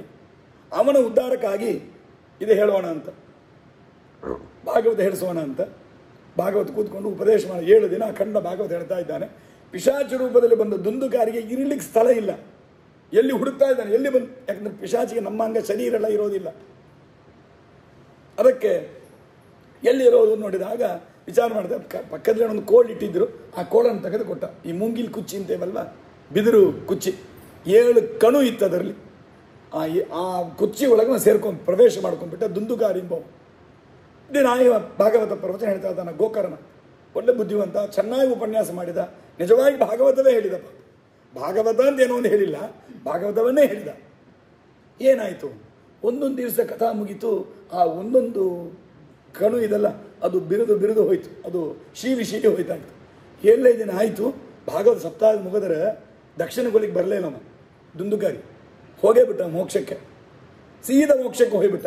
ವೈಕುಂಠಕ್ಕೆ ಹೋದವ. ದೇವತೆಗಳ ವಿಮಾನ ಬಂದು ಕರ್ಕೊಂಡು ಹೋಗ್ತದೆ. ಅವಾಗ ಎಲ್ಲರೂ ಕೇಳ್ತಾರೆ, ಇದೇನು ಎಲ್ಲರೂ ತನ್ನ ಭಾಗವತ ಕೇಳಿದ್ದೇವೆ, ಇವನಿಗೆ ಮಾತ್ರ ಯಾಕೆ ಸದ್ಗತಿ ಆಯಿತು ಅಂತ ಉಳಿದವರೆಲ್ಲ ಕೇಳಿದರು. ಯಾರನ್ನ? ಗೋಕರ್ಣನ. ಗೋಕರ್ಣ ಇಲ್ಲ, ನೀವು ಕೇಳಿದಲ್ಲೋ, ಕೇಳಿದವ ಹೋದ, ಹೇಳಿದವ ನಾನೇ ಇಲ್ಲಿ ಕೂತಿದ್ದೇನಲ್ಲ ಅಂತ ಪಾಪ ಅವನಿಗೆ ಆತಂಕ. ಹೇಳಿದವನು ಅಲ್ಲೇ ಕೂತಾನ. ಅದಕ್ಕೆ ಆಮೇಲೆ ಹೇಳ್ತಾರೆ, ಯಾರಿಗೆ ಎಷ್ಟು ಶ್ರದ್ಧಾ ಇದೆಯೋ ಅವರವರ ಶ್ರದ್ಧೆಗೆ ತಕ್ಕಂತೆ, ಅವರವರ ಯೋಗ್ಯತೆಗೆ ತಕ್ಕಂತೆ ಫಲ ಬರುತ್ತೆ ಹೊರತು ಒಂದು ಕರ್ಮ ಮಾಡಿದ್ದಾರೆ ಅಂದ್ರೆ ಎಲ್ಲರಿಗೂ ಒಂದೇ ಥರ ಫಲ ಕೊಡ್ಲಿಕ್ಕೆ ಬರೋದಿಲ್ಲ ಅಂಥೇಳಿ ಅವನಿಗೆ ಯೋ ಯಶ್ ಶ್ರದ್ಧ ಸಯೇವ ಸಹ ಗೀತೆಯಲ್ಲೇ ಬರ್ತದೆ. ಅವರವರ ಶ್ರದ್ಧಾನುಸಾರವಾಗಿ ಅವರಿಗೆ ಫಲ ಬರುತ್ತದೆ. ಹಾಗಾಗಿ ಏನಾಗಿದೆ ಅಂದರೆ ಸ್ವೋಚಿತವಾದ ಕರ್ಮಗಳನ್ನು ಯಾರು ಮಾಡ್ತಾರೆ ಅವರಿಗೆ ಅವರವರಿಗೆ ಉಚಿತವಾದ ಫಲ ಬರುತ್ತೆ. ಮಾಡಿಲ್ಲ ಅಂತಂದರೆ ಯಾರಿಗಾದರೂ ಅವಶ್ಯವಾಗಿ ನರಕವನ್ನು ಪಡೀಲೇಬೇಕು. ತಿಳಿದು ಮಾಡಿದರೂ ಸರಿ, ತಿಳಿದೇ ಬಿಟ್ರೂ ಸರಿ. ತಿಳಿದೇ ಬಿಟ್ರು ಮಹಾಪಾಪ. ತಿಳಿದೇ ಬಿಟ್ರು ನಾನು ತಿಳ್ಕೊಂಡಿಲ್ಲ ಅಂತ ಎಕ್ಸ್ಕ್ಯೂಸ್ ತೊಗೊಳ್ಳಿಕ್ಕೆ ಬರೋದಿಲ್ಲ. ಯಾಕಿದೆ ಡಿಫಾಲ್ಟ್ ಆಗಿ ನಮಗೆ ಬಂದಿದ್ದೇ ಇದು. ರೋಡಲ್ಲಿ ಹೋಗ್ತೇವೆ, ಈ ಊರಲ್ಲಿ ಮದ್ರಾಸಲ್ಲಿ ಹೋಗಿ ಅಭ್ಯಾಸ, ಎಲ್ಲೋ ಬೇರೆ ಊರಿಗೆ ಹೋಗ್ತೇವೆ. ನಾನಲ್ಲಿ ಸಿಗ್ನಲ್ ನೋಡಿಲ್ಲ, ಮುಂದೆ ಹೋಗ್ಬಿಟ್ಟೆ. ಏನಪ್ಪ ಹೋದಿ ಅಂತ ಪೊಲೀಸ್ ಹಿಡಿತಾರೆ. ಇಲ್ಲ, ನಂಗೆ ಸಿಗ್ನಲ್ ಇದ್ದ ಗೊತ್ತಿಲ್ಲ, ನಾ ಈ ಊರಿಲ್ಲ ಅಂದರೆ. ಡ್ರೈವಿಂಗ್ ನೀ ಮಾಡ್ತಿ ಅಂತಂದರೆ ಎಲ್ಲಿ ಸಿಗ್ನಲ್ ಇದೆ ಏನಿದೆ ನೋಡ್ಕೊಂಡು ಬರೋ ನಿನ್ನ ಕರ್ತವ್ಯ. ಅದು ಬಂದಿಲ್ಲ ಅಂದರೆ ನಿನ್ನ ದೋಷನೇ ಅಂತ. ಗೊತ್ತಿಲ್ಲ ಹಂಗೆ ಮಾಡಿದ್ದು ಎಂಬುದು ಯಾವುದೋ ಅಲ್ಪ ಸ್ವಲ್ಪ ಕೆಲವುಗಳಿಗೆ ಅಷ್ಟೇ ಹೊರತು ಎಲ್ಲದಕ್ಕೂ ಎಕ್ಸ್ಕ್ಯೂಸ್ ಅನ್ನು ತಗೊಳ್ಳಿಕ್ಕೆ ಆಗೋದಿಲ್ಲ. ಯಾಕೆಂದರೆ ನಮ್ಗೆ ಏನೇ ಗೊತ್ತಿಲ್ಲ ಅಂತ ಇಟ್ಕೊಳ್ರಿ, ಈಗ ನಾವು ಕ್ಲೈಮ್ ಮಾಡ್ಬೋದು. ನನಗೆ ಡ್ರೈವಿಂಗೇ ಗೊತ್ತಿಲ್ಲ ಅಂದರೆ ಡ್ರೈವರ್ ಹೋದದಕ್ಕೆ ನನಗೆ ಯಾಕೆ ಪೆನಾಲ್ಟಿ ಹಾಕ್ತೀನಿ ನಾನು ಕೇಳ್ಬೋದು. ಯಾಕಂದ್ರೆ ನಾನು ಗಾಡಿ ಒಳಗೆ ಸವಾರಿ ಮಾಡ್ತಾ ಇದ್ದೇನೆ, ಡ್ರೈವಿಂಗ್ ಇನ್ನೊಬ್ಬ ಮಾಡ್ತಾನೆ, ನನಗೆ ಡ್ರೈವಿಂಗ್ ಗೊತ್ತಿಲ್ಲ, ಆವಾಗ ನನಗೆ ನೀನು ಹಾಕ್ಲಿಕ್ಕಿಲ್ಲ ಅಂತ ನಾನು ಕ್ಲೈಮ್ ಮಾಡ್ಬೋದು. ಡ್ರೈವರ್ ತರ ರೂಪಾಯಿ ಇಲ್ಲ ಅಂತ ಅಂದರೆ ನೀವು ಪೆನಾಲ್ಟಿ ಕಟ್ಟಿ ಅಂತ ನನಗೆ ಹೇಳಿದರೆ ಪೊಲೀಸವರು ಕಟ್ತೇವೆ. ಯಾರಾದರೂ ರೂಲ್ಸ್ ಇಲ್ಲ ಹಾಗೆ, ಯಾವ ಹೋದರೂ ಅವ ಕಟ್ಟಬೇಕು. ಅಲ್ಲಿ ನಾನು ಗಾಡೀಲಿ ಟ್ರಾವೆಲ್ ಮಾಡಿದ್ದೇನೆ ಅಂದರೆ ನಂಗೆ ಓಡಿಸಲಿಕ್ಕೆ ಬರಲಾರ್ದು. ನಾನು ಆ ಕೆಲಸ ನಂದಲ್ಲ, ಟ್ರಾವೆಲ್ ಮಾಡೋದಕ್ಕೆ ನನ್ನ ಕೆಲಸ, ಅದಕ್ಕೆ ನಾನು ಕಟ್ಟಬೇಕಾಗಿಲ್ಲ. ಹಾಗೆ ಮಾಡ್ಬೋದು. ಹಾಗೆ ಒಂದು ವೇಳೆ ದೇವರು ಯಾಕಪ್ಪ ವರ್ಣಾಶ್ರಮೋಚಿತ ಕರ್ಮ ಮಾಡಿಲ್ಲ ಅಂದರೆ ನೋಡಿ ಸರ್, ನನಗೆ ತಿಳಿಲಾರದು ಅಂದರೆ ಯಾವಾಗ ಎಕ್ಸ್ಕ್ಯೂಸ್ ಕೇಳಬೇಕಂದ್ರೆ ನನಗೆ ಉಣ್ಲಿಕ್ಕೆ ತಿರಿಬಾರ್ದು, ನನ್ನ ಆಹಾರ ಏನು ನಂಗೆ ತಿಳಿದಿರಬಾರ್ದು, ನನ್ನ ಅಪ್ಪ ಅಮ್ಮ ಯಾರು ನಂಗೆ ತಿಳಿಬಾರ್ದು, ನನ್ನ ಮನೆ ಯಾವುದು, ಹೆಂಡತಿ ಯಾವುದು, ಮಕ್ಕಳು ಯಾರು, ಮದುವೆ ಮಾಡ್ಕೊಳ್ಳಿಕ್ಕೆ ತಿಳಿದಿರಬಾರ್ದು, ಮಕ್ಕಳು ಹಿಡಿಲಿಕ್ಕೆ ತಿಳಿದಿರಬಾರ್ದು, ಏನೇ ತಿಳಿಲ್ಲ ಹಂಗಿದ್ದಿತ್ತು ಅಂತ ಇಟ್ಕೊಳ್ರಿ. ಸ್ವಾಮಿ ನನ್ನ ವರ್ಣಾಶ್ರಮ ಧರ್ಮವು ತಿಳಿಲ್ಲ, ನನ್ನ ಮನಸ್ಸು ಅಂತ ನಾನು ಕೇಳ್ಬೋದು. ಸೇರಿ ದೇವರ ಹೋದ್ರೆ ಹೋಲಿಂದ ಬಿಡ್ಬೋದೋ ಏನೋ, ಬಾಕಿಯೆಲ್ಲ ತಿಳಿತದೆ ನಮಗೆ, ವರ್ಣಾಶ್ರಮ ಮಾತ್ರ ತಿಳಿಲ್ಲ. ಪಾರ್ಷಿಯಲ್ ಅಮ್ನೀಷಿಯಲ್ ತಪ್ಪಿಲ್ವ ಅದು? ಬಾಕಿಯೆಲ್ಲ ಗೊತ್ತಿದಲ್ಲ. ಒಬ್ಬರು ಹಾಗೆ ಮಾಡಿದರು ಪಾಪ.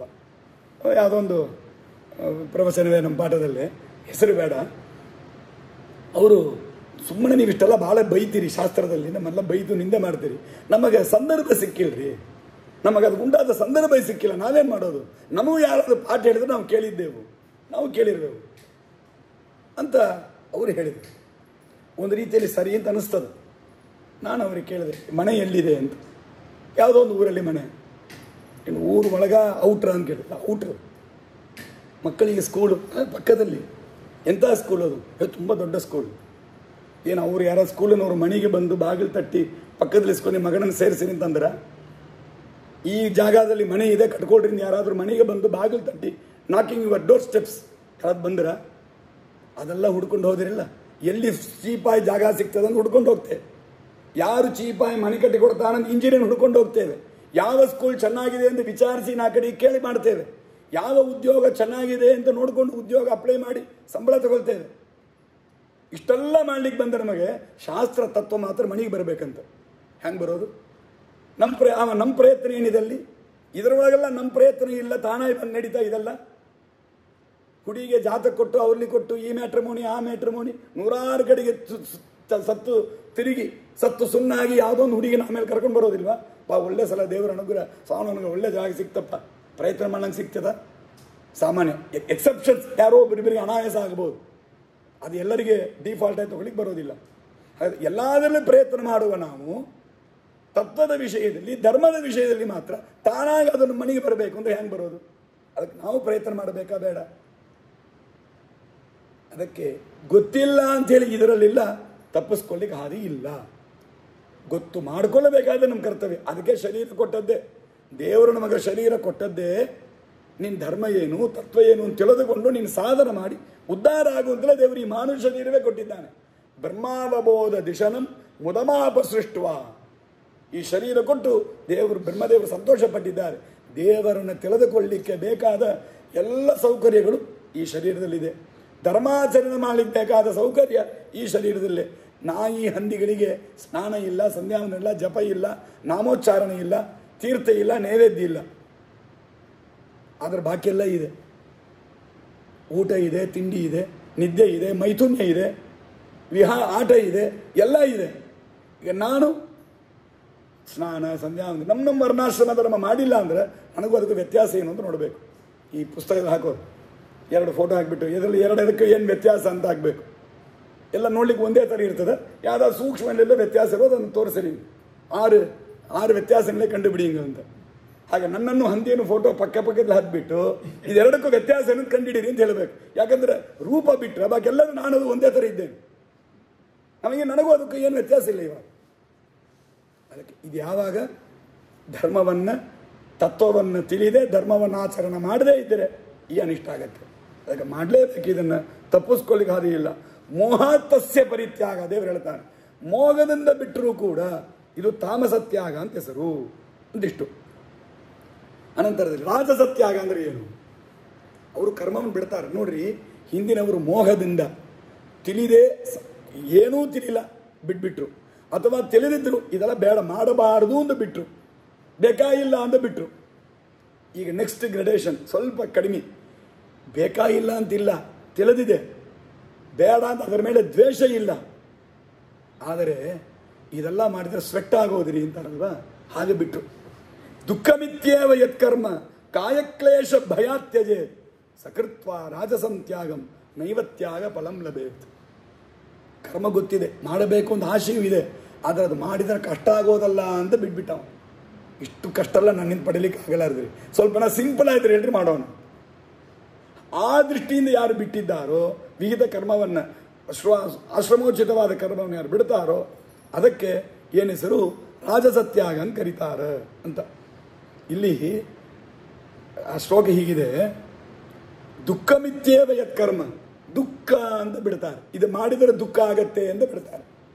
ಕಾಯಕ್ಲೇಶ ಭಯ, ಶರೀರದಲ್ಲಿ ಕ್ಲೇಶ ಆಗತ್ತೆ ಅಂತ ಬಿಡ್ತಾರೆ. ಮತ್ತು ದುಃಖ ಅಂದ್ರೇನು? ಶರೀರದಲ್ಲಿ ಕ್ಲೇಶ ಅಂದ್ರೇನು? ಶರೀರದಲ್ಲಿ ಕ್ಲೇಶ ಆದರೆ ಏನ್ರಿ ಆಗೋದು? ದುಃಖ. ಮತ್ತು ದುಃಖ ಅಂದ್ರೆ ಇನ್ನೊಂದು ಪದ, ಪೂ ಪುಷ್ಪ ಇದ್ದಂಗಿಲ್ವ ಅದು? ಏನು ವೆಚ್ಚ ಮಾಡಿದ್ರಪ್ಪ ಲೆಕ್ಕ ಬರೀರಿ, ರೂಪಾಯಿ ಕೊಟ್ಬಿಡ್ತೇನೆ ಅಂದ್ರೆ ಪೂ 500 ರೂಪಾಯಿ, ಪುಷ್ಪ 500 ರೂಪಾಯಿ ಅಂದ್ರೆ ಪೂ ಏನು ಪುಷ್ಪ ಏನು? ಏನು ಪೂ ಮಾಲೆ ಅಂತ ಹಾಕಿದ್ರೆ ಪರವಾಗಿಲ್ಲ, ಉದುರಿ ಪೂ ಮಾಲೆ ಅಂತಲಾದರೂ ಅರ್ಥ ಮಾಡ್ಕೊಳ್ಬೋದು. ಪೂ ಪುಷ್ಪ ಅಂದ್ರೆ ಎರಡೂ ಒಂದೇ ತಾನ, ಬೇರೆ ಬೇರೆ ಹೆಸರಲ್ಲಿ ಕರಿತೀರಿ ಅಷ್ಟೇ. ಹಾಗೆ ಮೋಸ ಮಾಡಿದಂಗೆ ಆಗಲ್ವಾ? ದುಃಖಂ ಕಾಯಕ್ಲೇಶ ಏನು ವ್ಯತ್ಯಾಸ? ಅದಕ್ಕೆ ಆಚಾರ್ಯರು ತಾತ್ಪರ್ಯ ಬರೀತಾರೆ. ಎಷ್ಟೊಂದು ಮೈನ್ಯೂಟ್ ವಿಷಯವನ್ನು ಬಿಟ್ಟಿರೋದಿಲ್ಲ, ಚಿಕ್ಕ ಚಿಕ್ಕ ವಿಷಯಗಳನ್ನು ಬಿಡೋದಿಲ್ಲ. ದುಃಖ ಅಂದರೆ ಏನಂದ್ರೆ ಮನಸ್ಸಲ್ಲೇ ಆಗೋದಕ್ಕೆ ದುಃಖ ಅಂತ ಹೆಸರು, ಶರೀರದಿಂದ ಆಗೋದಕ್ಕೆ ಕಾಯಕ್ಲೇಶಜ ದುಃಖ. ಎರಡೂ ದುಃಖವೇ. ಈ ದುಃಖವನ್ನು ಐಸೋಲೇಟ್ ಮಾಡಿ ತನಿಯಾಗಿ ಹೇಳೋದ್ರ ಅರ್ಥ ಏನು ಅಂದರೆ, ಕೆಲವುದು ನಮಗೆ ಶರೀರದಲ್ಲಿ ಏನು ಕಷ್ಟ ಇಲ್ಲ, ಮನಸ್ಸಲ್ಲೇ ತೊಂದರೆ ಆಗುತ್ತೆ. ಅದು ಮನಸ್ಸಿನ ಒಳಗೆ ಆಗುವ ದುಃಖಕ್ಕೆ ಆಚಾರ ವಾಕ್ಯವೇ ಇದೆ, ಅದನ್ನೇ ಓದ್ತೇವೆ. ದುಃಖಂತೂ ಮಾನಸಂ ಜ್ಞೇಯಂ, ಮನಸ್ಸಲ್ಲೇ ಆಗುವ ಒಂದು ವೇದನ, ಅದಕ್ಕೆ ದುಃಖ ಅಂತ ಕರೀತಾರೆ. ಮತ್ತು ಇನ್ನೊಂದು ಕಾಯಕ್ಲೇಶ, ಶರೀರ ಕಷ್ಟಪಡೋಣದ್ರಿಂದ ಆಗೋದು, ಅದು ದುಃಖ. ಬಟ್ ಅದು ಶರೀರಕ್ಕೆ ಮಾತ್ರ ಸಂಬಂಧಪಟ್ಟದ್ದು, ಮನಸ್ಸಿಗೆ ಸಂಬಂಧಪಟ್ಟದಲ್ಲ. ಈ ಕೂಡ್ತೇವೆ, ಸ್ವಲ್ಪ ಬೆವರ್ತದೆ, ನೋಯ್ತದೆ, ಕೈಕಾಲು ನೋಯ್ತದೆ, ಸ್ವಲ್ಪ ಹೊತ್ತಿದೆಲ್ಲ ಅಷ್ಟೇ, ಟೆಂಪ್ರವರಿ. ಶರೀರದ ನೋವಿದೆ, ದುಃಖ ಇದೆ, ಏನೋ ನಮ್ಮ ಒಂದು ಅದರ ಇಂಪ್ಯಾಕ್ಟ್ ಇರುತ್ತೆ, ಸ್ವಲ್ಪ ದುಃಖ ಆಗುತ್ತೆ. ಬಟ್ ಇದೆಲ್ಲ ಮನಸ್ಸಿಗೆವರೆಗೆ ಹೋಗಿ ತುಂಬತ್ತು ಅದನ್ನು ಮನಸ್ಸಿಗೆ ಅಟ್ಯಾಚ್ ಆಗಿರೋದಿಲ್ಲ. ಸ್ವಲ್ಪ ದಿನದ ಮೇಲೆ ಬಿಟ್ಬಿಡ್ತೇವೆ, ಅದು ಜಸ್ಟ್ ಲೈಕ್ ದಟ್ ಬಿಟ್ಬಿಡ್ತೇವೆ. ಹಾಗಿರೋದು ಇದೆಲ್ಲ ಕಾಯಕ್ಲೇಶದಿಂದ ಆಗೋದು, ಕೆಲವುದು ಮನಸ್ಸಿಗೇ ಆಗ್ತಾ ಇರೋದು, ಹೀಗಿರೋದು.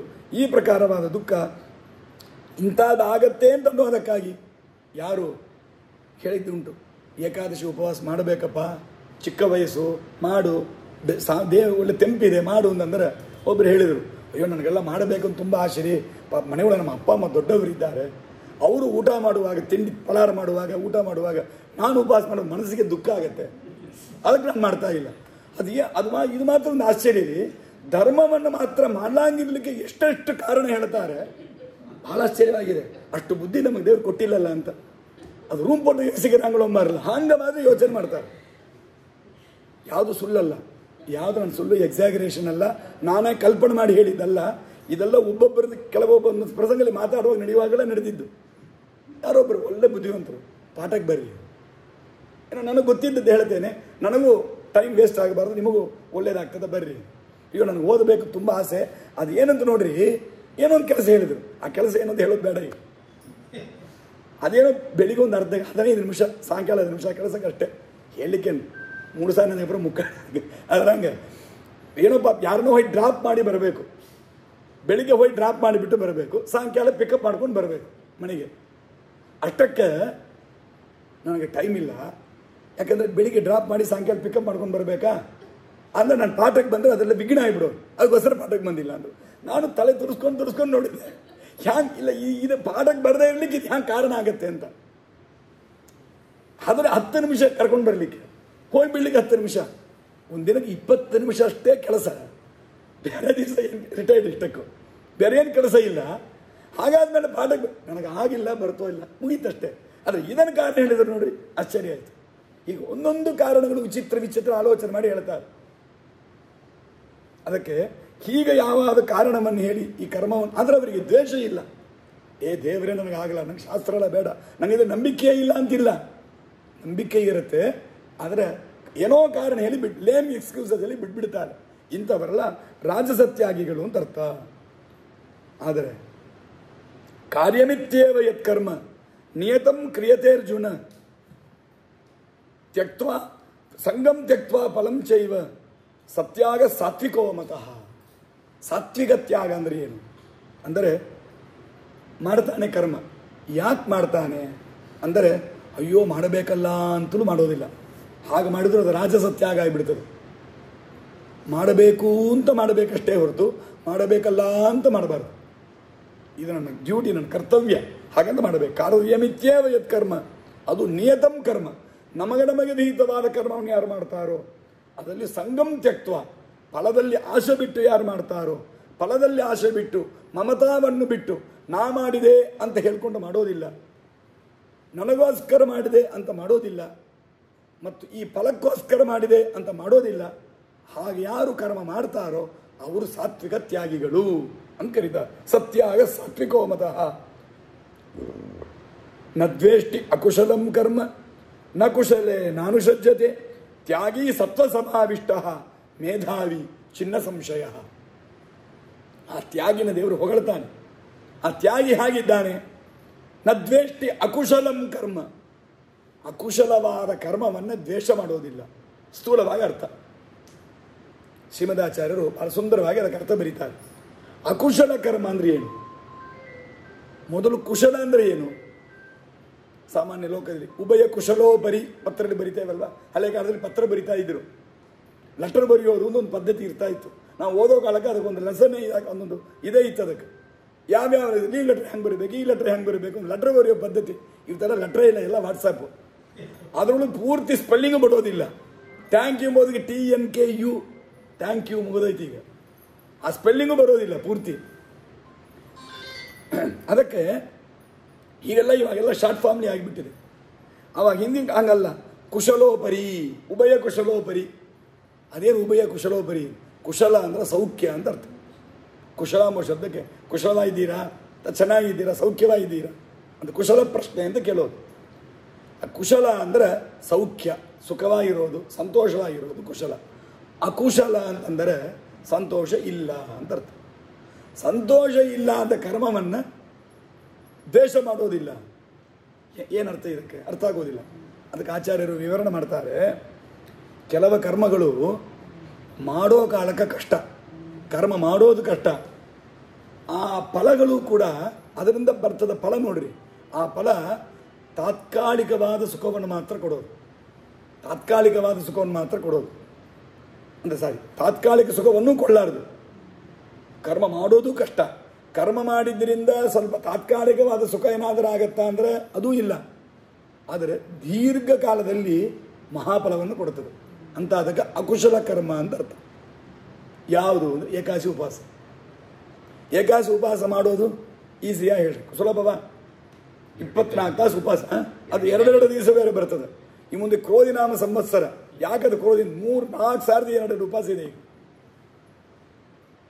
ಇಷ್ಟು 2 ಉಪವಾಸ ಬಹಳ ಕಷ್ಟ, ಮಾಡೋದು ಕಷ್ಟ.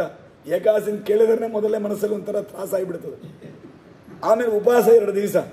ಉಪವಾಸ ಆದ ಮೇಲೆ ಆಮೇಲೆ ಕೈಕಾಲು ನೋವು, ಅದು ಇದು ಏನೋ 108 ಉಪದ್ರವ. ಕಷ್ಟನೇ, ಇಲ್ಲ ಅಂತಿಲ್ಲ, ಸುಲಭ ಅಂತಿಲ್ಲ, ಭಾಳ ಕಷ್ಟನೇ. ಆದರೆ ಈ ಸಮೀಪದಲ್ಲಿ ಏನಾದರೂ ಸುಖ ಆಗ ಸೇರಿ 2 ಏಕಾದಶಿ ಉಪವಾಸ ಮಾಡಿಬಿಟ್ಟು ಯಾರಂಗೆ ₹1,00,000 ತಂದು ಕೊಡ್ತಾರಾ ಹೇಳ್ರಿ? ಇಲ್ಲ. ಕೈಕಾಲು ಮಂಡಿ ನೋವು ಬಂದದ್ದೇ ಲಾಭ, ಇನ್ನೇನಿಲ್ಲ. ಹಾಗಾದರೆ ಕಷ್ಟವು ತಾತ್ಕಾಲಿಕವಾದ ಕಷ್ಟವೂ ಆಗತ್ತೆ. ಆದರೆ ದೀರ್ಘಕಾಲದಲ್ಲಿ ಭಗವಂತನ ಅತ್ಯುತ್ತಮ ಪ್ರಸಾದ ಆಗತ್ತೆ. ಆ ಕಾರಣಕ್ಕಾಗಿ ಸ್ವಲ್ಪ ದಿವಸದಲ್ಲಿ ಬರುವ ದುಃಖವನ್ನು, ಮಾಡ್ತಾ ಇರುವ ಕಾಲಕ್ಕಾಗುವ ದುಃಖವನ್ನು ಲಕ್ಷ್ಯ ಮಾಡೋದಿಲ್ಲ. ಅದರಿಂದ ಆ ಕರ್ಮದಲ್ಲಿ ದ್ವೇಷ ಮಾಡೋದಿಲ್ಲ. ಏಕಾದಶಿಯ ಅಯ್ಯೋ ಯಾಕಪ್ಪ ಬಂತು ಏಕಾದಶಿ ಹಾಗಂತ ಹೇಳೋದಿಲ್ಲ.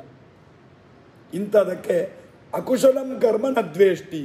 ಯಾಕೆ ಕುಶಲ ಕರ್ಮ ಅಂದರೆ ಮಾಡುವಾಗಲೂ ಮಾಡಿದ ಕೂಡಲೇನೋ ನಮಗೆ ಸಂತೋಷ ಕೊಟ್ಟಿರಬೇಕು. ಇದು ಕೊಡ್ತದಾ? ಕೊಡೋದಿಲ್ಲ. ಅದರಿಂದ ಅಕುಶಲ ಕರ್ಮ ಮೇಲ್ನೋಟಕ್ಕೆ. ಆದರೆ ಅಂಥದ್ದನ್ನು ಇವನ್ನ ದ್ವೇಷ್ಟಿ, ಈ ಸಾತ್ವಿಕ ತ್ಯಾಗಿ ದ್ವೇಷ ಮಾಡಲಾರ. ಏಕಾದಶಿ ಉಪವಾಸ ವ್ರತ ನಿಯಮಗಳು ಬಂದರೆ ಸಂತೋಷದಿಂದ ಮಾಡ್ತಾನೆ. ಇದು ಅನಂತರದಲ್ಲಿ ಕುಶಲೇ ನಾನುಷಜ್ಯತೆ. ಇದೆಲ್ಲ ಮಾಡಿದರೆ ತುಂಬ ಪುಣ್ಯ ಬರ್ತದೆ. ಈ ಪುಣ್ಯ ಇಟ್ಟುಕೊಂಡು ನಾವು ಬೇಕಾದಷ್ಟು ಮೆರಿಬಹುದು ಅಂತಲೂ ಮಾಡೋದಿಲ್ಲ. ಕುಶಲೇ ನ ಅನುಷಜ್ಯತೆ. ಅನುಷಂಗ ಅಂದರೆ ಆಶೆ. ಅದೆಲ್ಲ ಸೇರಿ ತುಂಬ ಪುಣ್ಯ ಸೇರಿಸಿದರೆ ನಾವು ಸಂತೋಷವಾಗಿರ್ಬೋದು, ಹಾಗಂತಲೂ ಮಾಡೋದಿಲ್ಲ. ಇದೊಂದು ಬಹಳ ಮುಖ್ಯ. ಆಶೆ ಪಡಬಾರದು ಅಂದೇವಲ್ಲ, ಐಹಿಕವಾದ ವಿಷಯಗಳಿಗೋಸ್ಕರವಾಗಿ ನಾವು ಯಾವುದನ್ನು ಮಾಡಲಿಕ್ಕೆ ಹೋಗಬಾರ್ದು. ಅದು ಹೇಗಿದೆ ಅಂದರೆ ದಾಸರು ಹೇಳ್ತಾರೆ, ಬಹಳ ಕಷ್ಟಪಟ್ಟು ಅಂದರೆ ಈ ಕಾಮಧೇನು ನಂದಿನಿಯಿಂದ ಆಕಳೆಲ್ಲ ಇದೆ, ದೇವಲೋಕದ ಆಕಳು. ಅದೆಲ್ಲ ಕಣ್ಣಿಗೆ ಸಿಗೋದಿಲ್ಲ ನಮಗೆ. ತುಂಬ ತಪಸ್ಸು ಮಾಡಿ ಆ ಆಕಳನ್ನು ಮನೆಗೆ ಕರೆಸಿದರು. ಮನೆಯ ಕಾಮಧೇನು 4 ದಿವಸ ಮನೆಗೆ ಇಟ್ಕೊಳ್ಳೋಣ ಅಂತೇಳಿ ತಪಸ್ಸು ಮಾಡಿ ಇಂದ್ರದೇವರ ಹತ್ರ ಬೇಡಿಕೊಂಡು ಮನೆಗೆ ಕರ್ಕೊಂಡು ಬಂದ. ಆಕಳು ಬಂತು. ಕಾಮಧೇನು ಕೇಳಿದ್ರು, ಏನು ಬೇಕಪ್ಪ ಅಂತ. ಗೋಮಯ ಹಚ್ಚಬೇಕು, ಸ್ವಲ್ಪ ಸಗಣಿ ಕೊಡು ಅಂತ ಕೇಳಿದನು. ಮನೆಯಲ್ಲಿ ಗೋಮಯ ಹಚ್ಚಲಿಕ್ಕೆ ಸಗಣಿ ಕೊಡು ಅಂತ ಯಾವ್ದ್ರ ಹತ್ರ? ಕಾಮಧೇನು ಹತ್ರ. ಗೋಮಯ ಹಚ್ಚಲಿಕ್ಕೆ ಸಗಣಿ ಬೀದಿಲಿರೋ ಆಕಳು ಕೊಟ್ಟರೆ ಸಾಕಲ್ಲರಿ, ಅದಕ್ಕೆ ಹೋಗಿ ಕಾಮಧೇನು ಕರ್ಕೊಂಡು ಬರ್ತಾರ? ಹಾಗೆ ಸರ್ವೋತ್ತಮನಾದ ದೇವರ ಹತ್ರ ಹೋಗಿ ನನಗೆ ಹೆಂಡತಿ ಕೊಡು, ಮಕ್ಕಳು ಕೊಡು, ಕಾಸು ಕೊಡು, ಉದ್ಯೋಗ ಕೊಡು, ಪ್ರಮೋಷನ್ ಕೊಡು, ಟ್ರಾನ್ಸ್ಫರ್ ಕೊಡು, ಇದೆಲ್ಲ ಕೇಳ್ತಾ ಇದ್ದೀರ. ಇದು ಕೇಳಬಾರದು ಅಂತ ಅರ್ಥ ಅಲ್ಲ. ಇದು ನೀವು ಕೇಳಬೇಕಾಗೇ ಇಲ್ಲ. ಕೇಳದೇನೆ ಬರೋ ವಿಷಯಗಳು, ಕೇಳದೇನೆ ಇದೆಲ್ಲ ಬರ್ತಾ ಇದೆ. ದೇವರು ಅವನ ಪ್ರೀತಿಯನ್ನು ಪಡೆದು ಬಿಟ್ಟರೆ ನಮ್ಮ ಏನು ಬೇಕೋ ಅದನ್ನು ಕೇಳದೇನೆ ಕೊಡ್ತಾನೆ ದೇವರು. ಹಾಗಾದ ಮೇಲೆ ಆ ದೇವರ ಪ್ರೀತಿಯನ್ನು ಸಂಪಾದಿಸಬೇಕೇ ಹೊರತು ಇದಕ್ಕೋಸ್ಕರ ಅದನ್ನು ಮಾಡಲಿಕ್ಕೆ ಹೋಗಬಾರ್ದು ಅಂತ. ಅದರಿಂದ ಕುಶಲೇ ನಾನುಷಜ್ಯತೆ, ಪೂರ್ವಾರ್ಜಿತ ಪುಣ್ಯಗಳನ್ನು ಸಂಗ್ರಹ ಮಾಡಬೇಕು ಅಂತೇಳಿ ಅಪೇಕ್ಷೆ ಪಡಬಾರದು. ಅಂಥವನು ತ್ಯಾಗಿ, ಸತ್ವ ಸಮಾವಿಷ್ಟ, ಒಳ್ಳೆ ಸತ್ವಗುಣದಿಂದ ಕೂಡಿದವನು. ಮೇಧಾವಿ ಚಿನ್ನ ಸಂಶಯ. ರಾಘವೇಂದ್ರ ಸ್ವಾಮಿ ವ್ಯಾಖ್ಯಾನ ಮಾಡ್ತಾರೆ. ಮೇಧಾವಿ ಅಂದರೆ ಏನು ಅಂದರೆ, ಸಾಮಾನ್ಯ ಮೇಧಾವಿ ಅಂದರೆ ಒಳ್ಳೆ ಬುದ್ಧಿವಂತ ಅಂತ ಅರ್ಥ. ಯಾವುದೋ ಬುದ್ಧಿ ಇಟ್ಟುಕೊಂಡು ಉಪಯೋಗ ಇಲ್ಲ. ಅದಕ್ಕೆ ಮೇಧಾವಿ ಏನು ಅಂದರೆ ಭಗವತ್ ತತ್ವಜ್ಞಾನಿ. ರಾಘವೇಂದ್ರ ಸ್ವಾಮಿ ವ್ಯಾಖ್ಯಾನ ಮಾಡ್ತಾರೆ. ಭಗವಂತನ ತತ್ವವನ್ನು ತಿಳಿದುಕೊಂಡವರು. ಚಿನ್ನ ಸಂಶಯ, ಸಂದೇಹ ಇರಬಾರ್ದು. ಏನೋ ಅವರು ಹೇಳಿದರು, ಇವರು ಹೇಳಿದರು ಅಂತೇಳಿ ಎಲ್ಲರೂ ಹೇಳಿದ್ರು ಕೇಳ್ಕೊಂಡು ತಲೆ ಒಳಗೆ ಒಂದು ಕಳಂಬ ಇದ್ದಂಗೆ ಆಗಿಬಿಡ್ತದೆ, ತಲೆ ಕೆಟ್ಟು ಹೋಗ್ತದೆ ಅವರಿಗೆ. ತತ್ವದ ವಿಷಯದಲ್ಲಿ ಸಂದೇಹ ಪಡಿಬಾರ್ದು. ಸಂದೇಹವನ್ನು ತೀರಿಸಿಕೊಳ್ಳೋಷ್ಟು ತಿಳ್ಕೊಳ್ಳಬೇಕು ಅಂತ ಅರ್ಥ. ಸಂದೇಹ ಬರೆದಿದ್ದಂಗೆ ಓದಬೇಕು, ಸಂದೇಹ ಬರೆದಿದ್ದಂಗೆ ತಿಳ್ಕೊಳ್ಳಬೇಕು. ಅದಕ್ಕೆ ಭಗವದ್ ಧರ್ಮಾನುಷ್ಠಾನವುಳ್ಳವನ ಸಂದೇಹರಹಿತನಾಗಿರಬೇಕು.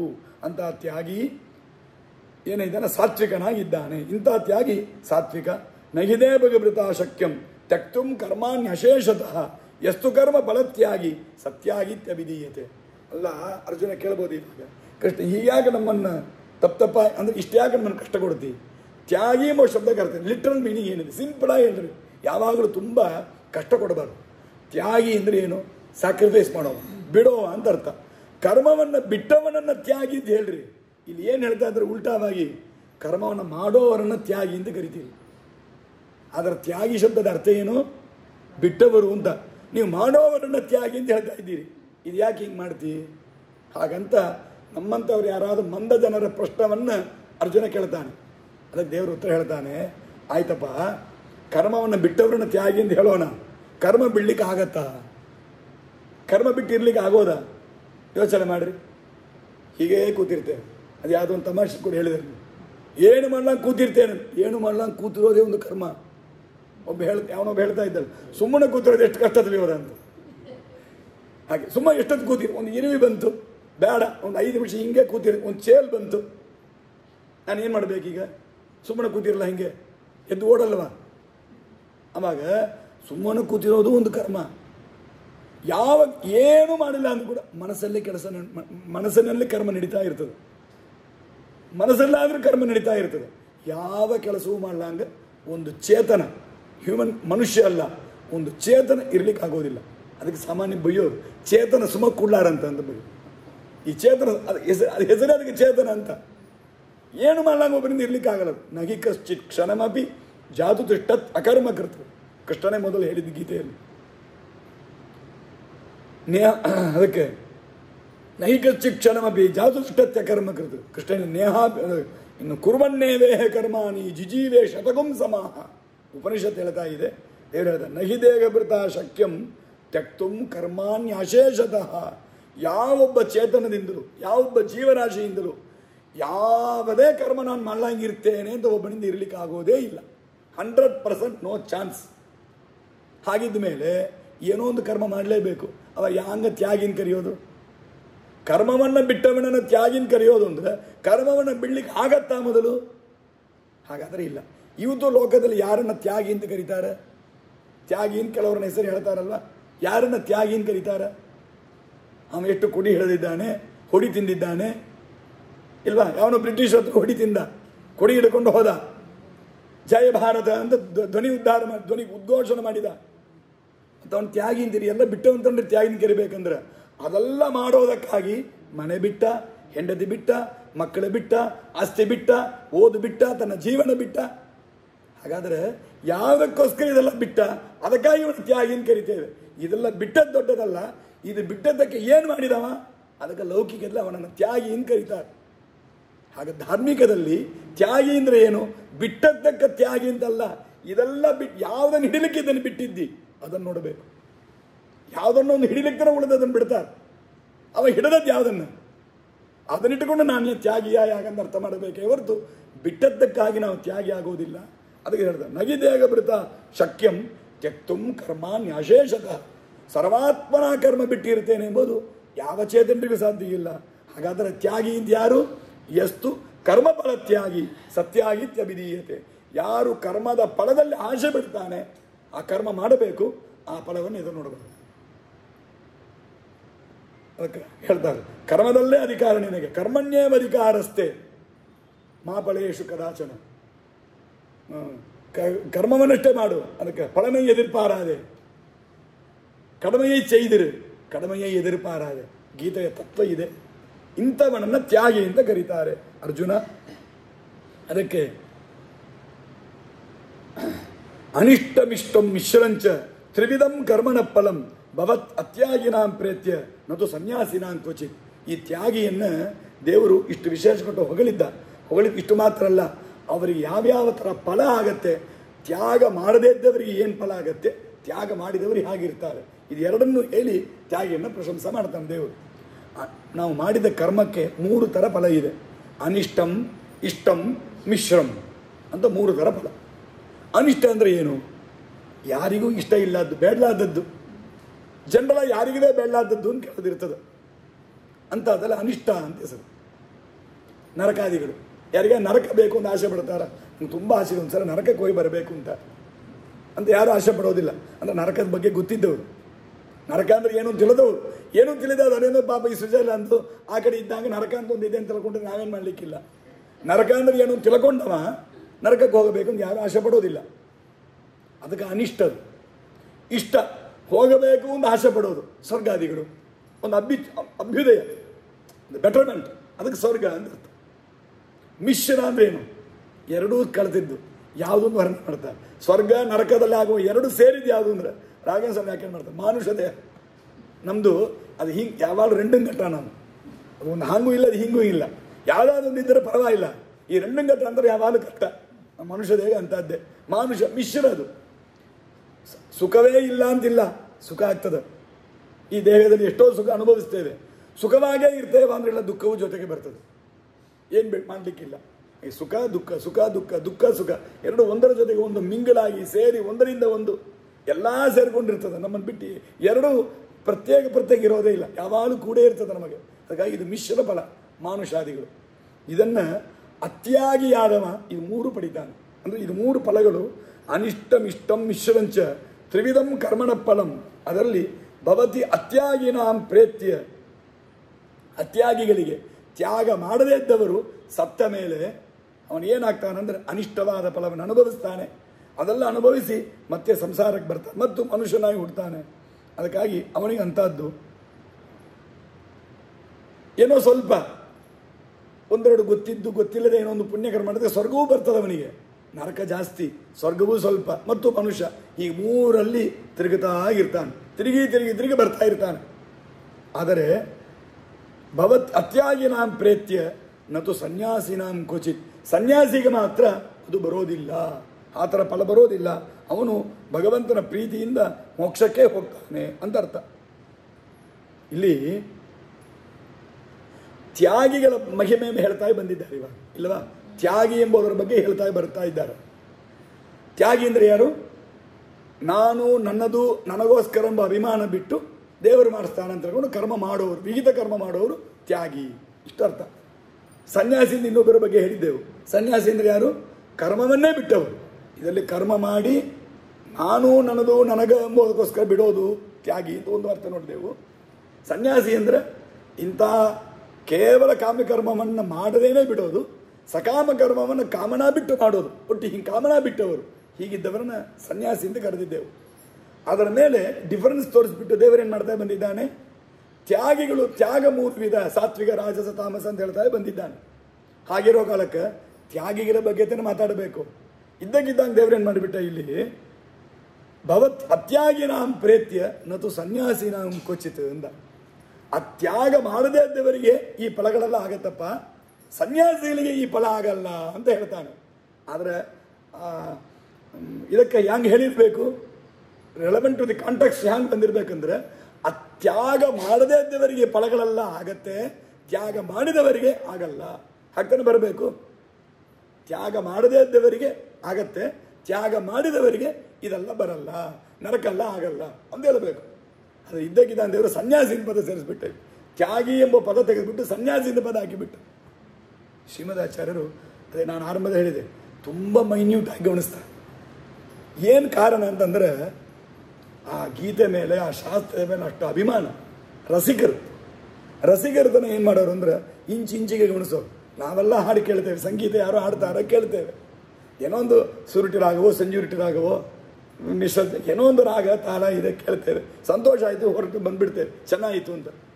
ಅದೇ ಸಂಗೀತದಲ್ಲಿ ರಸಿಕರು ನೋಡ್ರಿ, ಇಲ್ಲ ಅಲ್ಲಿ ಸ್ವಲ್ಪ ಸ್ವರ ತಪ್ಪಿತ್ತು, ಆ ರಾಗ ಸ್ವಲ್ಪ ಅಲ್ಲಿ ಬದಲಾವಣೆ ಆಗೋಯ್ತು, ಶ್ರುತಿ ತಪ್ಪಿತ್ತು, ಏನೋ ಒಂದು ಹೇಳ್ತಾರೋ, ಅಷ್ಟು ಮೈನ್ಯೂಟಾಗಿ ನೋಟ್ ಮಾಡ್ತಾರೆ.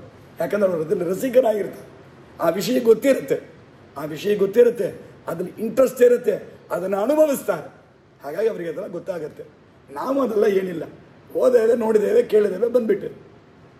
ಆದರೆ ಆಚಾರ್ಯರಿಗೆಲ್ಲ, ಟೀಕಾರಾಯರಿಗೆ, ವ್ಯಾಸರಾಜರಿಗೆಲ್ಲ ತಮ್ಮ ದೊಡ್ಡವರ ಗ್ರಂಥಗಳನ್ನು ಅಕ್ಷರಕ್ಕೆ ಅವರು ಅದನ್ನು ಅನುಭವಿಸ್ತಾರೆ.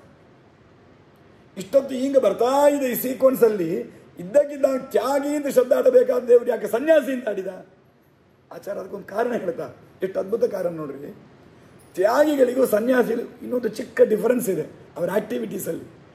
ತ್ಯಾಗಿಗಳು ನಾನು ನನಗೆ ಫಲಕ್ಕೋಸ್ಕರ ಅಂತ ಮಾಡಲಾದವರು ತ್ಯಾಗಿಗಳು ಅಂತ ಹೇಳಿದೇವಲ್ಲ, ಎಲ್ಲ ಓಕೆ, ಅವ್ರಿಗೋಸ್ಕರ ಮಾಡಲಾರರು. ಆದರೆ ಇನ್ನೊಬ್ಬರಿಗೆ ಯಾರಿಗಾದರೂ ಬೇಕು ಅಂದರೂ ಕೂಡ ಅವ್ರು ಮಾಡಿಬಿಡೋರಂತ. ನನಗೆ ಈಗ ಏನೋ ಒಂದು ಮಳೆ ಬೇಕು, ಅದು ಏನೋ ಒಂದು ಪ್ರಯೋಜನ, ಮದುವೆ ಆಗಬೇಕು, ನನಗೆ ಮದುವೆ ಆಗಬೇಕು ಅಂತ ನಾನು ಏನೊಂದು ಪೂಜೆ ಮಾಡಿದರೆ ಅದು ನಾ ತ್ಯಾಗಿ ಆಗಲ್ಲ, ಸಕಾಮ ಕರ್ಮ ಮಾಡಿಬಿಟ್ಟೆ. ಆದರೆ ಅವರಿಗೆ ಮದುವೆ ಆಗಲಿ ನಾನು ಮಾಡಿದೆ, ನಾನು ಅವ್ರ ದಕ್ಷಿಣ ತೊಗೊಂಬಾರ್ದು. ಮತ್ತೆ ಇನ್ನೊಬ್ಬರಿಗೆ ಮದುವೆಗೋಸ್ಕರ ನಾನು ಹೋಮ ಮಾಡಿದೆ, ಆಮೇಲೆ ಏನು ಮಾಡ್ತೇನೆ ಕೊನೆಗೆ ಇದಕ್ಕೆ ದಕ್ಷಿಣ ಕೊಡ್ರಿ ಅಂತ ತೊಗೊಂಡ್ಬಿಟ್ರೆ ಎಲ್ಲ ಒಂದೇ ತಾನೆ. ನಾನು ಕಾಸಿಗೋಸ್ಕರ ಮಾಡಿದೆ ಅಂತಲೇ ಆಗೋಯ್ತು. ನಾನು ಕಾಸು ತೊಗೋಬಾರ್ದು, ಅವ್ರಿಗೆ ಕೇವಲ ಅವ್ರ ಮೇಲೆ ಕರುಣೆ, ಪಾಪ ಅವ್ರಿಗೆ ಒಳ್ಳೇದಾಗಿ. ಜನರಲ್ಲಿ ಲೋಕದಲ್ಲಿ ಎಷ್ಟು ಜನ ಆ ಥರ ಇದ್ದಾರೆ, ಇನ್ನೊಬ್ಬರಿಗೋಸ್ಕರ ಕರುಣೆಯಿಂದ ಆ ಕೆಲಸವನ್ನು ಮಾಡ್ತಾರಲ್ಲ, ಹಾಗಿದ್ದವರು ತ್ಯಾಗಿಗಳು ಅಂಥದ್ದನ್ನು ಕೆಲವೊಮ್ಮೆ ರ್ಯಾರ್ ಅಕೇಶನ್ಸ್ ಅದನ್ನು ಅವರು ಮಾಡ್ತಾರೆ. ಆದರೆ ನಿಜವಾದ ರೀತಿಯಲ್ಲಿ ಅದನ್ನು ಮಾಡಬಾರ್ದು. ಇನ್ನೊಬ್ಬರಿಗೋಸ್ಕರವೂ ಕೂಡ ಸಕಾಮ ಕರ್ಮ ಮಾಡಬಾರ್ದು. ಆ ಥರ ಇರೋರು ಯಾರು ಅಂದರೆ ಸನ್ಯಾಸಿಗಳು. ಅಂದರೆ ಅವರು ಕಾಮನ ಬಿಟ್ಟು ಕರ್ಮವನ್ನೇ ಬಿಟ್ಟಿದ್ದಾರಲ್ಲ, ಆ ದೃಷ್ಟಿ ಒಳಗೆ ತ್ಯಾಗಿಕ್ಕಿಂತ ಸನ್ಯಾಸಿಯಿಂದ ಶ್ರೇಷ್ಠ. ಆ ಡಿಫರೆನ್ಸನ್ನು ತೋರಿಸಲಿಕ್ಕೆ ದೇವರು ಇದ್ದಕ್ಕಿದ್ದಂಗೆ ತ್ಯಾಗಿಯಿಂದ ಬರಬೇಕಾದ ಸೀಕ್ವೆನ್ಸಲ್ಲಿ ಸನ್ಯಾಸಿಯಿಂದ ಪದಾಡಿದನಂತ ಶ್ರೀಮದಾಚಾರ್ಯರು ಅದನ್ನು ಹೇಳ್ತಾರೆ. ಭವತ್ ಅತ್ಯಾಗಿನಾಂ ಪ್ರೇತ್ಯ ನತು ಸನ್ಯಾಸಿನಾಂ ಕ್ವಚಿತ್. ಅಂದರೆ ಇಂಥ ತ್ಯಾಗ ಮಾಡಿದವರಿಗೂ, ಅರ್ಥಾತ್ ಇನ್ನೊಬ್ಬರಿಗೋಸ್ಕರ ನಾವು ಮಾಡಿದವರೂ ಕೂಡ ಅದು ಬಾಧಕವೇ. ಇದೇನ್ರಿ ತಪ್ಪು? ಇನ್ನೊಬ್ಬರಿಗೆ ಉಪಕಾರ ಮಾಡಿದ್ರೆ ದೊಡ್ಡ ತಪ್ಪ ಅಂದ್ರೆ ಹೌದು. ತಪ್ಪು ಅಂದರೆ ಏನು ಆಸ್ಪೆಕ್ಟ್ ಹೇಳಿ ತಪ್ಪು ಅಂದರೆ ಎಲ್ಲವನ್ನು ಒಂದೇ ರೀತಿಯಲ್ಲಿ ನೋಡಿಬಿಡಬಾರ್ದು. ಅದು ಬಂಧಕ, ಅದು ನಮಗೆ ನಮ್ಮ ಉದ್ಧಾರಕ್ಕೆ ಅದು ಬಂಧಕವೇ. ನಾನು ಸಾಮಾನ್ಯ ಯಾವಾಗಲೂ ಈ ಲೌಕಿಕ ಉದಾಹರಣೆ ಹೇಳ್ತೇನೆ. ಈಗ ಒಬ್ಬ ದೊಡ್ಡ ಡಾಕ್ಟ್ರು, ಕಾರ್ಡಿಯಾಕ್ ಸರ್ಜನ್, ಅವರು ಕಾರಲ್ಲಿ ಹೋಗ್ತಾ ಇದ್ದಾರೆ. ಹಾದಿಲಿ ಹೋಗುವಾಗ ಯಾವುದೋ ಒಂದು ಬೆಕ್ಕಿಗೆ ಪೆಟ್ಟು ತಾಕಿಬಿಡ್ತು. ಅವ್ರು ಇರಿದು ಪಾಪ ಬೆಕ್ಕಿಗೆ ಫಸ್ಟ್ ಏಡ್ ಎಲ್ಲ ಮಾಡಿ ಏನೋ ಮಾಡಿ ಎಲ್ಲ ಸರಿ ಮಾಡಿ ಎಲ್ಲಿ ಕರ್ಕೊಂಡು ಹೋಗ್ಬೇಕೆಲ್ಲ ಕರ್ಕೊಂಡು ಹೋಗಿ ಬಿಟ್ಟು ಏನೋ ಮಾಡ್ತಾರೆ. ಒಳ್ಳೆ ಉಪಕಾರವ ಅಲ್ವಾ ಇದು ಮಾಡಬೇಕು ತಾನೆ? ಮಾಡಿದೆ. ನಾನು ಹೋಗ್ತೇನೆ, ನಾನು ಆ ಕೆಲಸ ಮಾಡಿದೆ. ಇಬ್ಬರು ಪಾಪ ಇವನು ಮಾಡಿದ, ಡಾಕ್ಟ್ರು ಮಾಡಿದರು, ಒಳ್ಳೆಯದು. ಸುಮ್ಮನೆ ವಾಕಿಂಗ್ ಹೋದ ಕಾಲಕ್ಕೆ ಸುಂದರ ಇಲ್ಲ. ಪಾಪ ಯಾರೋ ಹಾಸ್ಪಿಟಲ್ ಅಡ್ಮಿಟ್ ಆಗಿದ್ದಾರೆ, ಎಮರ್ಜೆನ್ಸಿ ಇದೆ, ಡಾಕ್ಟ್ರ್ ಆಪರೇಷನ್ ಹೆಸರು ಹೋಗ್ತಾ ಇದ್ದಾನೆ. ಆಗ ಮಧ್ಯದಲ್ಲಿ ಪಾಪ ಯಾರಿಗೋ ಪೆಟ್ಟು ತಾಕಿತ್ತು. ಆಗ ಡಾಕ್ಟ್ರ್ ಏನು ಮಾಡಬೇಕು? ಇಲ್ಲದು ಅವನಿಗೆ ಕಳೆದು ಫಸ್ಟ್ ಏಡ್ ಮಾಡಿಸಿ ಎಲ್ಲ ಮಾಡಿ ಸೋಡಾ ಕೊಡೋದು, ಸೋಡಾ ಕೊಟ್ಟು ಆಮೇಲೆ ಇವರು ಆಪರೇಷನ್ ಹೋಗ್ಬೇಕಾ?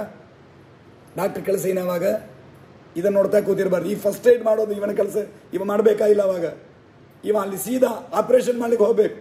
ಯಾಕೆ? ಇಲ್ಲಿ ಉಸಿರು ಹೋಗೋದಿಲ್ಲ, ಇವನಿಗೆ ಬರೀ ದುಃಖ ಆಗತ್ತೆ. ಅಲ್ಲಿ ಉಸಿರು ಹೋಗ್ತದೆ, ಯಾವುದು ಇಂಪಾರ್ಟೆನ್ಸೇ ಕೊಡಬೇಕು ನೋಡ್ರಿ. ಅದು ಇವನ ಕೆಲಸ ಅದನ್ನು ಮಾಡೋದೆ.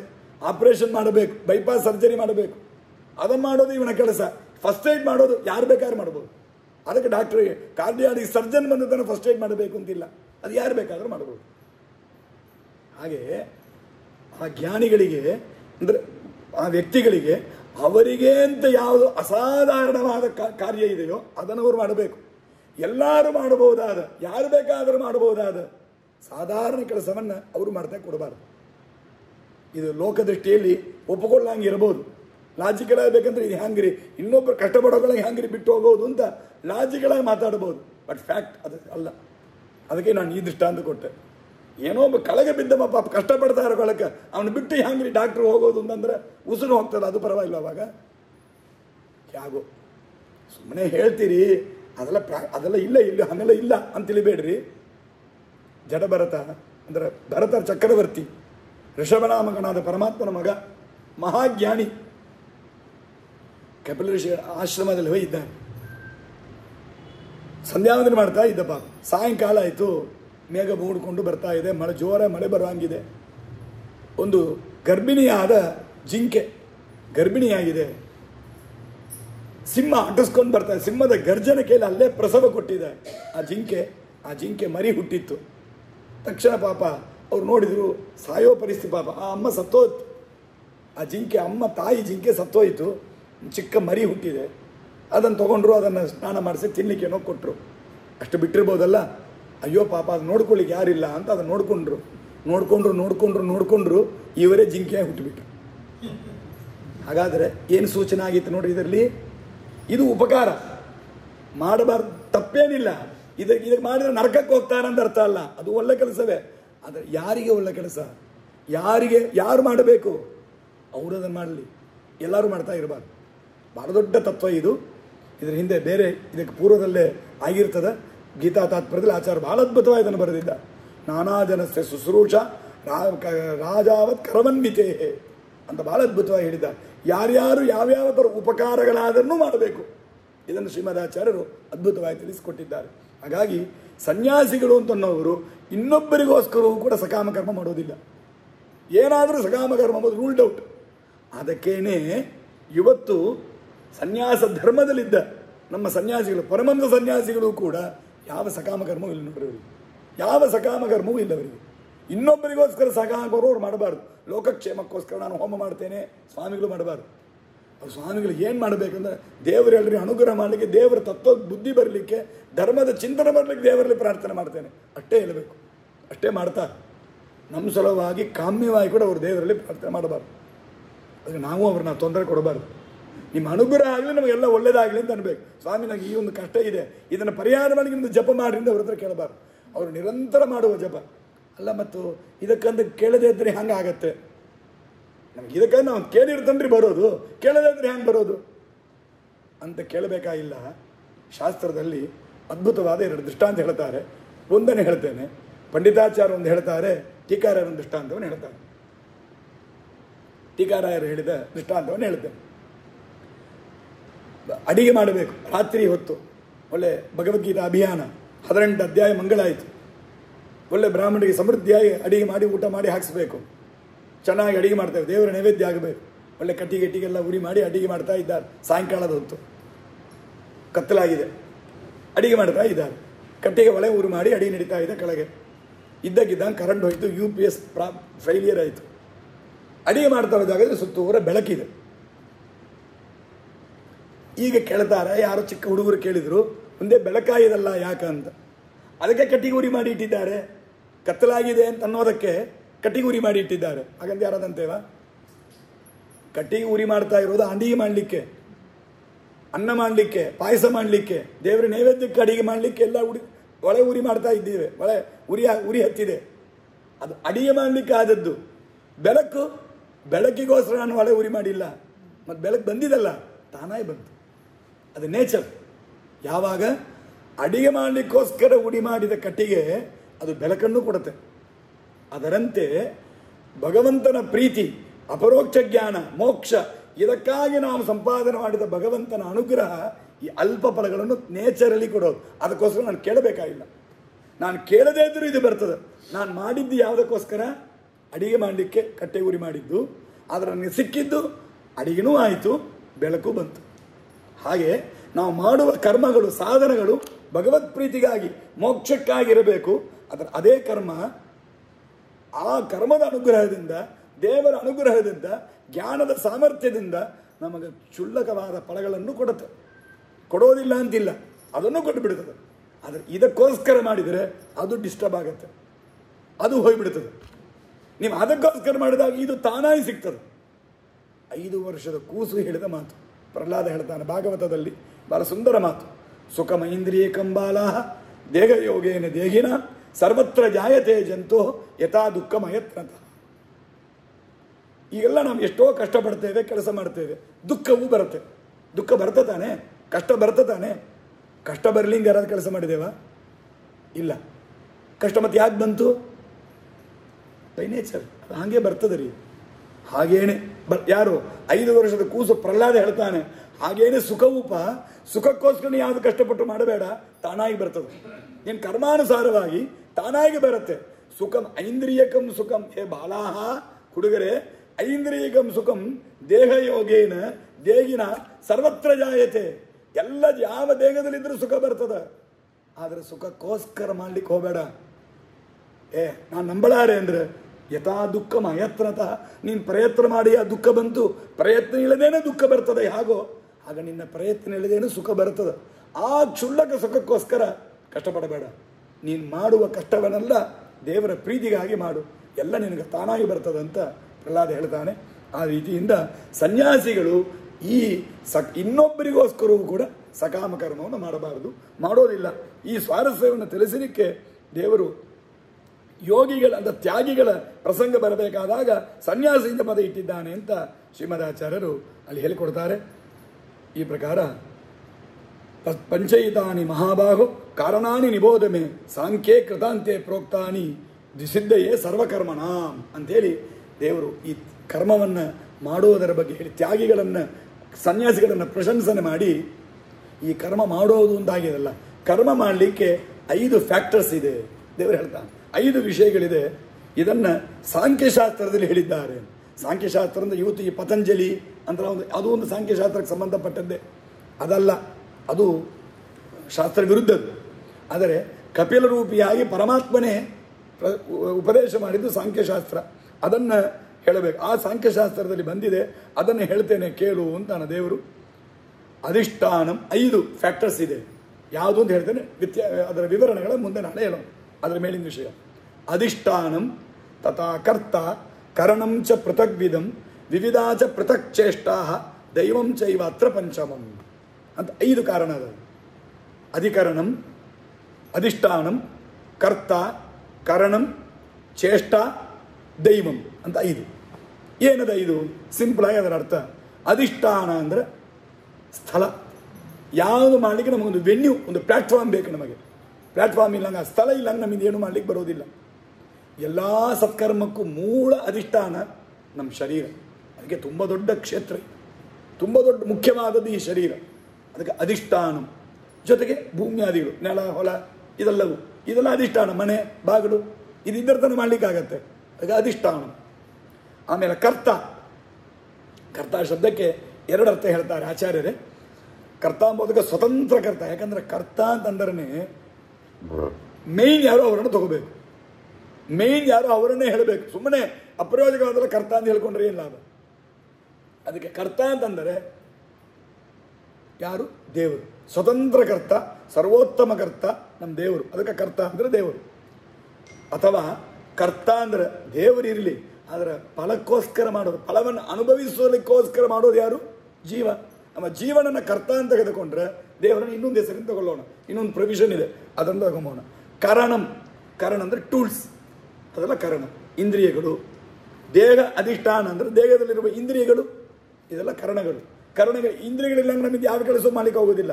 ಇಂದ್ರಿಯಗಳು ಎರಡು ವಿಧ, ಜ್ಞಾನೇಂದ್ರಿಯ, ಕರ್ಮೇಂದ್ರಿಯ, ಸೆನ್ಸ್ ಆರ್ಗನ್ಸ್, ಇನ್ನೊಂದು ಫಿಸಿಕಲ್ ಆಕ್ಟಿವಿಟೀಸ್ ಅನ್ನು ಕೊಡುವ ಆರ್ಗನ್ಸ್. ಜ್ಞಾನೇಂದ್ರಿಯ 5 ಪ್ರಧಾನವಾಗಿ: ಚಕ್ಷು, ಶ್ರೋತ್ರ, ನಾಸಿಕ, ಜಿಹ್ವ, ತ್ವಕ್ 5. ಕರ್ಮೇಂದ್ರಿಯ 5: ಬಾಯಿ ಅಂದರೆ ಬಾಯಿ, ಮುಖ, ಬಾಯಿ, 2 ಕೈಗಳು ಸೇರಿ 1 ಅಂತ ಲೆಕ್ಕ. ಕೈಗಳು, ಕಾಲುಗಳು, ಮಲಮೂತ್ರ ವಿಸರ್ಜನೆ ಮಾಡುವ 2 ಇಂದ್ರಿಯಗಳು, 2. ಹಾಗಾಗಿ 5 ಜ್ಞಾನೇಂದ್ರಿಯ, 5 ಕರ್ಮೇಂದ್ರಿಯ. ಅದೆಲ್ಲ ಹಂಗ ಮನಸ್ಸು, ಬುದ್ಧಿ ಇದು ಕೂಡ ಜ್ಞಾನೇಂದ್ರಿಯದಲ್ಲಿ ಸೇರಿದ್ದು. ಈಗ 12 ಇಂದ್ರಿಯಗಳು, ಇವುಗಳೆಲ್ಲ ಕರಣಗಳು ಅಂತ ಆಗತ್ತೆ. ಇದಿಲ್ಲಂಗಿರುವ ಶರೀರ, ಈ ಇಂದ್ರಿಯಗಳೆಲ್ಲ ಬೇರೆ, ಇದಿಲ್ಲಂಗ ಶರೀರ, ಇದಕ್ಕೆ ಗೋಲಕ ಅಂತ ಕರಿತೇವೆ. ಜಸ್ಟ್ ಇದು ಒಂದು ಪೊಳ್ಳಿದ್ದಂಗೆ, ಇದೆಲ್ಲ ಇಲ್ಲಂಗೆ ಬರೀ ಶರೀರ. ಇದು ಕರೀತಾನೆ. ಬಸ್ಸೆಲ್ಲ ಬಂದರೆ ಅದು ಮಿಷಿನ್ ತನಿಯ ಇರ್ತದೆ, ಬಾಡಿ ತನಿಯ, ಬಾಡಿ ಬಿಲ್ಡಿಂಗ್ ತನಿಯ ಅಂದಿರೋರು. ಆ ಬಾಡಿಯನ್ನು ನಾವೆಲ್ಲ ಸರಿ ಬಸ್ ಅಂತ ಕರಿತೇವೆ. ಅದರ ಇಂಜಿನ್ನು, ಸ್ಟೀರಿಂಗ್ ಅದೆಲ್ಲ ಬೇರೆ, ಅದರ ಕೆಲಸ, ಅದರ ಉಪಯೋಗ ಎಲ್ಲ ಬೇರೆ. ನಾವು ಕಾಣುವ, ನಾವು ಮೇಲೆ ಕೂಡುವ, ಓಡುವ, ಮಲಗುವ ಅದೆಲ್ಲ ಬೇರೆ. ಆ ಥರ ಈ ಶರೀರ ಎಂಬುದು ಬರೀ ಬೇರೆ ಬಾಡಿ ಇದ್ದಂಗಿದಷ್ಟೇ. ಒಳಗಿರುವ ಇಂದ್ರಿಯಗಳು ಅದು ಕರಣಗಳು ಅಂತ ಆಗುತ್ತೆ. ಶರೀರ ಇದು ಅಧಿಷ್ಠಾನ, ಇಂದ್ರಿಯಗಳಿಗೂ ಸೇರಿ ಅಧಿಷ್ಠಾನ ಇದೆ. ಇಂದ್ರಿಯಗಳಿರೋದು ಶರೀರದಲ್ಲೇ ಇದೆ. ಹಾಗಾಗಿ ಈ ಡಿಫ್ರೆನ್ಸ್. ಆಮೇಲೆ ಕರಣಂ, ಇದೆಲ್ಲ ಹಂಗೆ ಕರಣೀನಿ ಯಾವುದು ಅಂದರೆ ಶುಕ್ಕು ಶುಭ, ಯಜ್ಞಗಳ ಮಾಡಲಿಕ್ಕೆ ಶುಕ್ಕು ಶುಭ ಉಪಕರಣಗಳು, ಇದೆಲ್ಲ ಕರಣಗಳು. ಆಮೇಲೆ ಚೇಷ್ಟ, ಅದಕ್ಕೆ ತಕ್ಕಂಗೆ ಒಂದೊಂದು ಚೇಷ್ಟೆಗಳು. ಕೈ ಕಾಲು ಆಡಿಸೋದು, ಪೂಜೆ ಮಾಡೋದು, ಹೀಗೆ ಪಾಠ ಹೇಳಲಿಕ್ಕೆ ಒಂಥರ ಈ ಪ್ರವೃತ್ತಿಗಳಿದೆಲ್ಲ ಆಕ್ಟಿವಿಟೀಸ್, ಅದಕ್ಕೆ ಪರಿಸ್ಪಂದ ಅಂತ ಕರಿತೇವೆ. ಶಾಸ್ತ್ರೀಯ ಹೇಳಬೇಕಂದ್ರೆ ಪರಿಸ್ಪಂದ ಅಂತ ಹೇಳ್ತೇವೆ. ಇದೆಲ್ಲ ಚೇಷ್ಟ, ವಿವಿಧ ಚೇಷ್ಟ, ಆ ಕೆಲಸಕ್ಕೆ ತಕ್ಕಂಗೆ ಬೇರೆ ಬೇರೆ ಆಕ್ಟಿವಿಟೀಸ್ ಇದೆಲ್ಲ. ದೈವಂ, ಇದೆಲ್ಲಕ್ಕೂ ಕೋಆರ್ಡಿನೇಟ್ ಮಾಡಲಿಕ್ಕೆ ತುಂಬ ಮುಖ್ಯವಾದದ್ದೊಂದು ಬೇಕು. ಇದೆಲ್ಲವನ್ನು ಇದು ಒಂದೊಂದು ಕಡೆಗಿದೆ. ಇದೆಲ್ಲವನ್ನು ಸೇರಿಸಿ ಕೋಆರ್ಡಿನೇಟ್ ಮಾಡಿ ನಮ್ಮ ಏನು ರಿಸಲ್ಟ್ ಬರಬೇಕು ಆ ಡೈರೆಕ್ಷನ್ ನಮ್ಮನ್ನು ಕರ್ಕೊಂಡು ಹೋಗಲಿಕ್ಕೆ ದೈವ ಅಂದರೆ ಅದೃಷ್ಟ ಅಂತ ಅರ್ಥ. ಅದೃಷ್ಟ ಅಂದರೆ ನಾವು ಹಿಂದಿನ ಜನ್ಮದಲ್ಲಿ ಮಾಡಿದ ಪುಣ್ಯ ಪಾಪಗಳು. ಸೊ ಪುಣ್ಯ ಪಾಪಗಳು ಎಲ್ಲಿ ಕೆಲಸ ಮಾಡುತ್ತೆ ಅಂದರೆ ಹಿಂಗೆ ಕೆಲಸ ಮಾಡುತ್ತೆ. ಪುಣ್ಯ ಪಾಪಗಳಿಲ್ಲ ಅಂದರೆ ಇದೆಲ್ಲ ಅಸಂಬಳೆ ಆಗೋದಿಲ್ಲ ನಮಗೆ. ತುಂಬ ಜನ ತಪ್ಪು ತಿಳ್ಕೊಂಡಿದ್ದಾರೆ, ಪುಣ್ಯ ಇದ್ದರೆ ತಾನಾಗಿ ಕೆಲಸ ನಡೆಯೋದು ಅಂತ. ಪುಣ್ಯ ಇದ್ದರೆ ಎಲ್ಲ ನಡೀಲಾರದು. ಪುಣ್ಯ ಇದ್ದರೆ ಇದೆಲ್ಲವನ್ನು ಸೇರಿಸಿ ಕೊಡೋದು, ಇದರಿಂದ ನಾವು ಮುಂದೆ ಕೆಲಸ ಮಾಡ್ತೇವೆ. ಟೀಕಾರರು ಭಾಳ ಸುಂದರ ಹೇಳ್ತಾರೆ ಸುಧಾದಲ್ಲಿ. ಪುಣ್ಯ ಪಾಪಗಳು ಏನು ಮಾಡ್ತದೆ ಅಂದರೆ ಇದಕ್ಕೆ ಅದೃಷ್ಟ ಅಂತ ಇನ್ನೊಂದು ಹೆಸರು. ದೈವ ಅಂದರೆ ಅದೃಷ್ಟ ಅಂತ ಹೇಳಿದೆ, ಹೆಸರೇ ಅದಕ್ಕೆ ಅದೃಷ್ಟ. ನಮ್ಮ ಕಣ್ಣಿಗೆ ನೀಲ ಕಾಣಿಸಲಾರದು. ಅದೇನು ಮಾಡೋದು ಅಂದರೆ ದೃಷ್ಟ ಸಾಮಗ್ರಿಗಳನ್ನು ಸೇರಿಸಿ ಕೊಡೋದು. ದೃಷ್ಟ ಪದಾರ್ಥ, ಈಗ ಹೇಳಿದ್ದೆಲ್ಲ ದೃಷ್ಟಗಳಲ್ವಾ, ಅಧಿಷ್ಠಾನ, ಕರ್ತ, ಕರಣ, ಚೇಷ್ಟ, ಅದೆಲ್ಲ ದೃಷ್ಟ ಪದಾರ್ಥ. ನಾವು ಈಗ ರಿಯಲಿ ಫೀಲ್ ಮಾಡ್ಬೋದು, ಅದು ನೋಡ್ಬೋದು, ಮುಟ್ಟಬಹುದು, ನೋಡ್ಬೋದು, ಸಮಥಿಂಗ್ ಅಂಥದೆಲ್ಲ ಸೇರಿಸಿ ಕೊಡೋದು ದೈವ, ಅದೃಷ್ಟ. ಇದೆಲ್ಲ ಕೂಡಿಸಿ ಕೊಡ್ತದೆ. ನಾನು ಪುಣ್ಯ ಮಾಡಿದ್ದೆ ಅಂದರೆ ಪರೀಕ್ಷೆಗೆ ಅದೃಷ್ಟ ಇದ್ದರೆ ಪರೀಕ್ಷೆ ಪಾಸ್ ಮಾಡ್ತಾರೆ. ಅದೃಷ್ಟ ಇದ್ದದಕ್ಕೆ ಮಾತ್ರ ಪರೀಕ್ಷೆ ಪಾಸ್ ಆಗಲಾರದು. ನಾನು ಅದೃಷ್ಟ ಇದ್ದರೆ ಏನಾಗೋದು, ನಾನು ಅದೃಷ್ಟ ಹ್ಯಾಂಗೆ ಕೆಲಸ ಮಾಡೋದು ಅಂದರೆ ನಾನು ಏನು ಓದಿದ್ದೇನೋ ಆ ಕ್ವಶನ್ಸೇ ಬಂದಿರೋದು. ನಾನು ಏನು ಓದಿದ್ದೇನೋ ಅದನ್ನು ಚೆನ್ನಾಗಿ ಬರೀಲಿಕ್ಕೆ ಬರೋದು.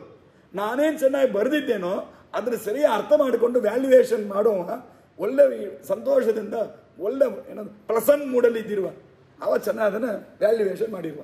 ಈ ನನ್ನ ಅದೃಷ್ಟ ಹಿಂಗೆಲ್ಲ ಅದನ್ನು ಕೆಲಸ ಮಾಡೋದೇ ಹೊರತು ನಾನು ಅದೃಷ್ಟ ನೇರ ಹಾಕೋದು, ನಾನು ಬ್ಲ್ಯಾಂಕ್ ಪೇಪರನ್ನು ಕೊಟ್ಟರೆ 100/100 ಕೊಡಲಾರದು. ಅದೃಷ್ಟ ಹಂಗೆ ಕೆಲಸ ಮಾಡಲಾರದು. ಅದೃಷ್ಟ ಹೀಗೆ ಕೆಲಸ ಮಾಡೋದು. ಅದಕ್ಕೆ ಇದು ದೈವ, ಇದು ಒಂದು ಅರ್ಥ.